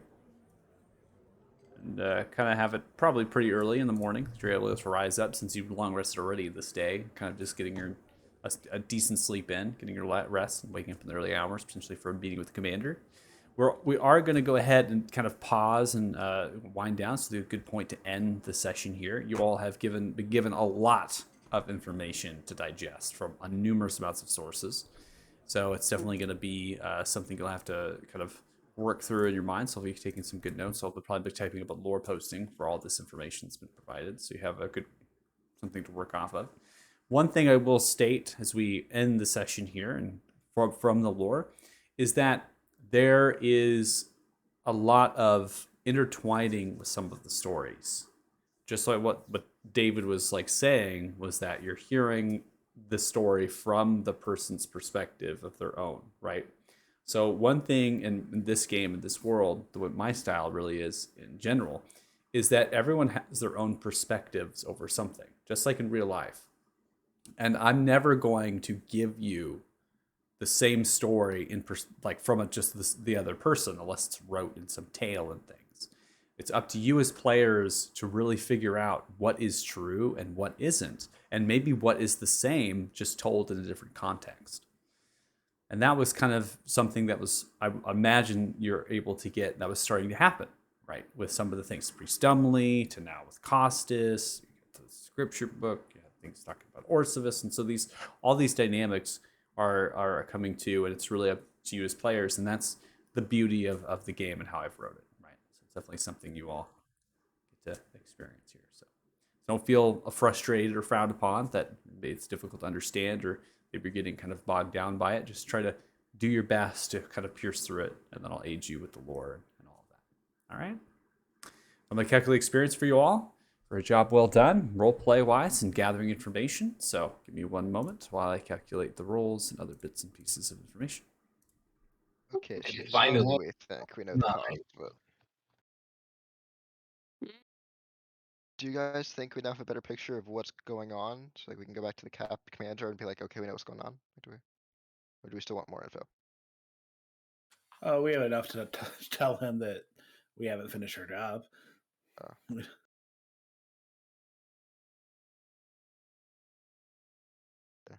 Well, we probably leveled up, like 99% sure. So let's see. It's level We 9. got- I know it. One shy of it. Yeah, I mean, Yeah, unfortunately, Lucas, because you said that, I'm going to have to retract all of the experience points today. I'm so sorry. I didn't ask for it. I just said 188. we probably did. That's What's the difference between not asking for probably it. and yeah? What's the difference? I'm just saying I think we did. I'm not asking for us to. You're fine, Lucas. I'm just giving you shit. You're good. I know, but we have a believe it's DM that actually has that rule. So I have a DM that has that rule. Oh, so- really? No, it's because we begged to level up No, to this is a level different, 4. different DM. This is a different DM. We Bring begged down to the level up to gauntlet. level 4. We I have begged. a Sunday DM. I have a Begged. DM Oh. on Sundays where you can't. Okay. All right. Well, I won't tease then. I won't tease. Sounds No, like but you've I been through seriously some have a DM serious on trauma. Sundays who Oh. says he won't let. It's a Sunday DM. It's a Sunday one, not the Friday. Okay. He won't let us So level up. He'll delay it by a session if we ask for it. But then again, that's a DM. Honestly, I think I probably would have left his game if it wasn't like a really short campaign. Like it's really all over the place. It's also he has something against spellcasters. I'm playing a fighter, so it doesn't bother me too much. But he has like I think he had a spellcaster who hurt him. Like like he had like we were going into it and he's like, okay, you guys cannot cast 2 spells with the split take spell slots on your turn. And we're just like, wait, what? Isn't that a basic rule? I know, but we need to clarify it. Also, you need to if you guys take longer than 10 minutes, I'm serious. He said like it was like 10 minutes or something to take your turns. I'm gonna end it. And I'm like, oh my god, what happened? 10 minutes is a long time to take your turn. Yeah, I don't know what happened in his. Yeah, I don't know what went on. It's Well, 1,138 experience Okay, each. good. That's going to put you at 48,749 experience total. So level up! Whoa! Yay! Woo! I've been calling Yeah. it sessions. Nice work. All right. If you're watching the stream, thanks so much. We really appreciate it. For the Wayward Ones, as they began to really delve into a lot of things, and puzzle pieces are beginning to align up for the story that is told from the marshes here. So if they join us next week, we get into more shenanigans and more information, and perhaps even to the marshes itself. We appreciate you watching, and thanks so much, and have a good rest of the weekend. So bye. See you later. Wayward ones! Waywards. Wayward Worlds.